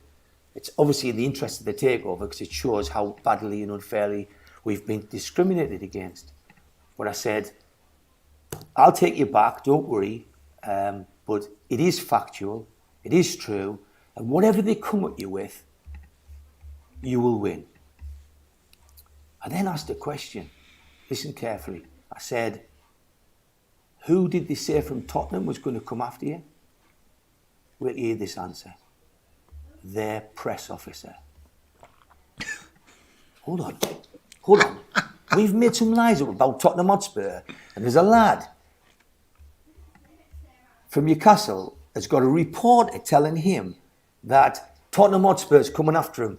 I phoned my solicitor up, he says, what's happened? And I told him, and he couldn't breathe for about 30 seconds. He says, who? You don't get a press officer coming on to you when you do something which is not true, or when you have got a defamatory statement that they're going to say is false. You get the legal team coming after you. Let us tell you, that was about 6 weeks ago. Let us tell you how many people have got in touch with that newspaper or with NCSL to close us down. That many. 0. Not a 1. So the question I'm going to ask you is, what was that reporter on about? And why was that reporter in touch with Tottenham, one of the big six, against Newcastle, trying to get something? Because we're all fighting for this deal, every one of us. And the press who support Newcastle want it just like we do. But why is it that somebody purporting to want the deal, phones a lad up and puts him through hell one night and tells him that you're going to get it's going rat shit. This, you're in trouble, really. But nothing ever happened. So that tells me two things. Nothing was ever going to happen. If you go on the Tottenham website now, you'll see my name quoted with that same article. Do you not think they'd have closed me down? I've got letters off the EPL. Do you not think I'd have had one off Spurs? The reason they didn't is because the article was true and the sources were impeccable and the lad reported accurately what he was given. But I've got to say it, it leaves a funny taste in my mouth of what the intention was of the other reporter to get in touch with the reporter I was using. What is the game going on? And I think that's what's difficult. So if I put information out to help fans, and 99% of it's to help the takeover, it's the risk of when you put stuff out, of the legal challenge that comes with it. And when people like Liam Kennedy get crap like that, I just sit there and say, really? Really? Is that the best you are? And people read his articles, but you don't know how much that lad, how much crap he gets. Like what I'm getting now, like what Steve's getting and the others. And it is water for ducks back, because we're all so committed to this and we can smell it. We can smell this takeover. And if I say to these three now, shake your head that way if you think the takeover ain't happening, you crack on and do it, lads. But if you think the takeover is happening, I bet you can't not nod your heads. Do you think the takeover will happen? Yeah. The takeover is real and it's there. The fans are not going to benefit anything by knowing if arbitration was last Thursday or next Tuesday. Let it happen. One thing Mitch said earlier, which I want to say, is he mentioned about Steve McLaren. He said, will we do another McLaren thing? It's a great point, Mitch. The only thing I would say is that we didn't have this 350 million takeover in the offing when McLaren was there. So I think it's a different set of rules now. And I think the only thing is on timing. I think that we've got to make sure that gap or that position in the table is good enough when we do the deal. And I think the deal is, I can smell it. And I don't think they can defend what we're attacking with. Okay. Yeah. Great stuff, and obviously thanks for that, and lots of people giving us, lots of message of support, and from our perspective, that's great. I mean, been a cracking show tonight already. Only about 10 minutes left. Lots of comments coming in. Lots of people saying that you've got them hooked, and that is that you want to say. Carol just says, Keith, you are a legend. Keep it up. Let us know if you need any help. And Riverside Falconry says that Spurs revelation alone should be enough to prove how corrupt the EPL and the so-called Big Six are. And Mark Byers says superb, uplifting rant, Keith. Let's look ahead, Mitch, to the game on Monday. Arsenal. We've only just played them in the FA Cup. It's a tough game. It's out of the proverbial frying pan and into the fire. Steve Bruce is going to do it his own way. What are you expecting on Monday night, mate? From a team formation point of view, I would say. I think I'm expecting an innovative 2-7-1 formation with inside-outside full-backs at the centre-back position and two false sevens and a pair of cherries. I mean, what the... Do you know, it's interesting talking about Arsenal, and I'm going to link this back into what Keith's saying, because we'd been told about the Spurs thing, and the weak link in the Big Six is Arsenal Spurs, because there's only room for 5, really, not 6, and their league position and their form until recently put them in a very weak position. They were the guys that were going to crack. They were the guys that, and particularly if you shove under their nose, oh, by the way, do you know your rivals across the park are doing this? Arteta's turned them around a little bit. I think we'll probably face a slightly different team to the one we faced in the Cup, but hopefully we'll play a slightly different team. Whatever comes out the tombola will do fine, I guess. They've come in typically into a good run of form just as we are arriving. They're not in that bad run of form where they couldn't buy a win, although they weren't particularly great the other night against Palace. So, do you know what it is? If there genuinely is an ounce of proper guts in the players in the changing room, at least, my plea to them would be, if you've got differences with the manager, sort it out between yourselves and you show us what you want to do, not what he wants to do, because frankly, you probably don't understand what he wants to do. You know, if you're told to play right back and you're actually a centre forward, try and sort it out amongst yourselves, lads. I mean, I'm exaggerating, but you know, it's a mess. And that statement from Bruce today, that entire press conference gives us no confidence whatsoever at all. It leaves far more questions. Going back to the whole Saint Maximin thing, where we're going, the guys in France, and people are telling us we're stupid. And we knew he'd been in France for 2 days, and his car was parked at the airport. You know, and when you look at somebody who, if you look at Lascelles, right? Lascelles was knackered at 45 minutes. He's 100% had this long-lasting effect of COVID. 100%. If you look at some of the images of VSM at the moment, I'm sorry, I still don't buy it. I really don't buy it. They're covering something up. The club have handled the whole entire situation badly, and we're going down to Arsenal in a total mess. And I'll take anything we can get from the game, even with 12% possession. Mitch, don't forget though, we're going with his new plan. Well, yes, it's his way now. It's his way. It's his way. Oh yeah, man. You write all them games off because it's his way. Are you going to give us a prediction, Mitch? We'll be looking to get away without being beat 2-0. Okay, Steve, to you, mate. It's it's two of the most schizophrenic teams in the Premier League. You just don't know what any of them are going to do. Either of them are going to do. We know what we think should happen, and in reality, we probably know what's going to happen, and it's going to be the same old Newcastle when we turn up at Arsenal. Was the cup game probably one of the slowest cup games I've seen Newcastle United playing in terms of the transition. Are we gonna see, as Mitch says, some leaders on the pitch? Are we gonna see some central defenders who think, you know what, we should be marking up 15 yards or lining up 15 or 20 yards further up? And I cannot move the ball if I've got two central midfielders who are 3 foot in front of us. So I want them to push up and give me the space I need. If I'm going to be playing as part of a 5 at the back and I'm the wing back, I want to be able to have that space, but I also want my 4 other partners in that central defensive unit to move across and cover for me, so that when I do go up the wing, that I know if I lose possession, I'm going to have somebody behind us who's going to step into my place.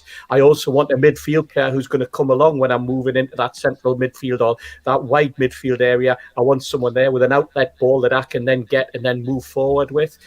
As a striker, I want to play in a team that when I get the ball and I've got my back to goal, I've got somebody within 5 yards who I can lay the ball back to, and I can run and I can peel off and make a move. I don't want to then have the ball, hold on to it for what seems like an eternity, which is probably only 5 or 6 seconds. But then when I get those 5 or 6 seconds, I'm then in a position where I've got some lumbering central midfielder who runs along, goes, I'll take the ball off you, give us a pass. But it's taken them 5 seconds to get to that point where you've been wanting to lay the ball off to them in the first place. I want all of that sorted on the pitch. I want Steve Bruce to sort that out on the pitch. I want the players to sort that out on the pitch. And I'm going to probably be sorely disappointed on Monday when we get beat 3-0. Yeah. Keithan, over to you, mate. Been great to have you on again, by the way. And as I say, this platform is always open to have you on whenever you feel like coming on and venting your spleen. And really appreciate it. Lots of positive comments for you again. Far outweighs the negatives. And I think the fact that you said you're going to go back to using Twitter as a place to just update people rather than, interact with people is probably a good idea. And a lot of people think that's a good idea as well. But, it's great to have you on. Give us your prediction and your thoughts on what's going to happen on Monday night at Arsenal. I think we'll win 7-2. Oh yeah, man. I think the new plan's going to work a treat. I think you underestimate him. I think he's probably you know, he hasn't got all them jobs in football without being a skilled man. But dare I dream? 1-1 Wilson. 1-1 Callum Wilson. That's what I think is going to happen. And the reason being is because I think Arsenal's been hitty-missy. I think we should have beat them in the cup. I genuinely do. I think that night we could have turned them over. We had the chances. That one Carroll missed was bad. And I just hope he's brave enough to play even Carroll next to Wilson. You know, just because I think it gives a different kind of threat. I think you're defending from the very, very front line, and I think every time a ball goes in the box, Carroll will win it, even if it's just for 60 minutes. But I think ESM, I was told that if he got positive results back, he would go training today. I think it'll still be too early for him. I think he makes a difference. But I think that we're expected to get battered, and being a Newcastle supporter, as long as you older people have on here, you sometimes get what you don't expect. So we must have been talking about you there, Steve. I think so.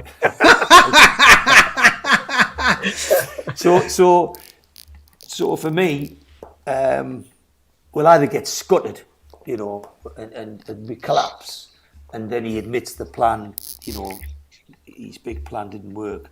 And then it seriously, if we get battered like that on Monday, I think people's going to have to sit down and look. And I think I've been misunderstood. I'm not talking about expecting them to get rid of Steve Bruce tomorrow and put Lee Clark in as manager. I don't expect that to happen at all. I just think I'd rather see somebody talk to the manager and say, look, your team looks flat, you look flat, we want to get you some help. And I was just thinking of 2 or 3 players in the region, ex-players. And 4 of them you've mentioned tonight, Steve Howie, Joey Barton, Warren Barton, and Lee Clark. I think all of them would put something in that dressing room that's missing. Yeah, great points and a great show, and thanks for all your comments tonight.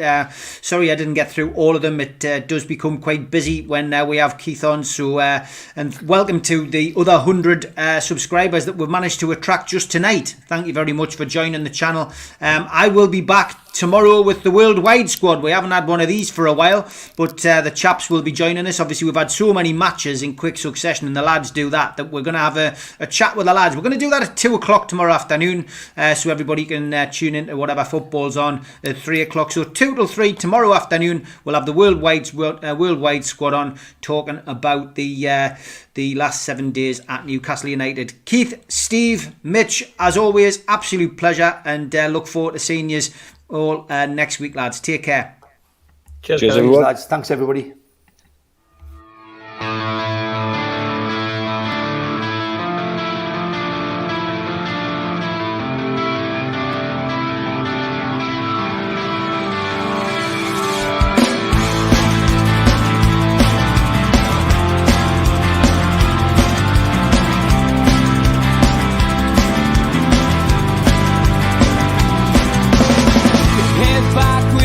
Attack. It feels like I've been talking to myself again. But it's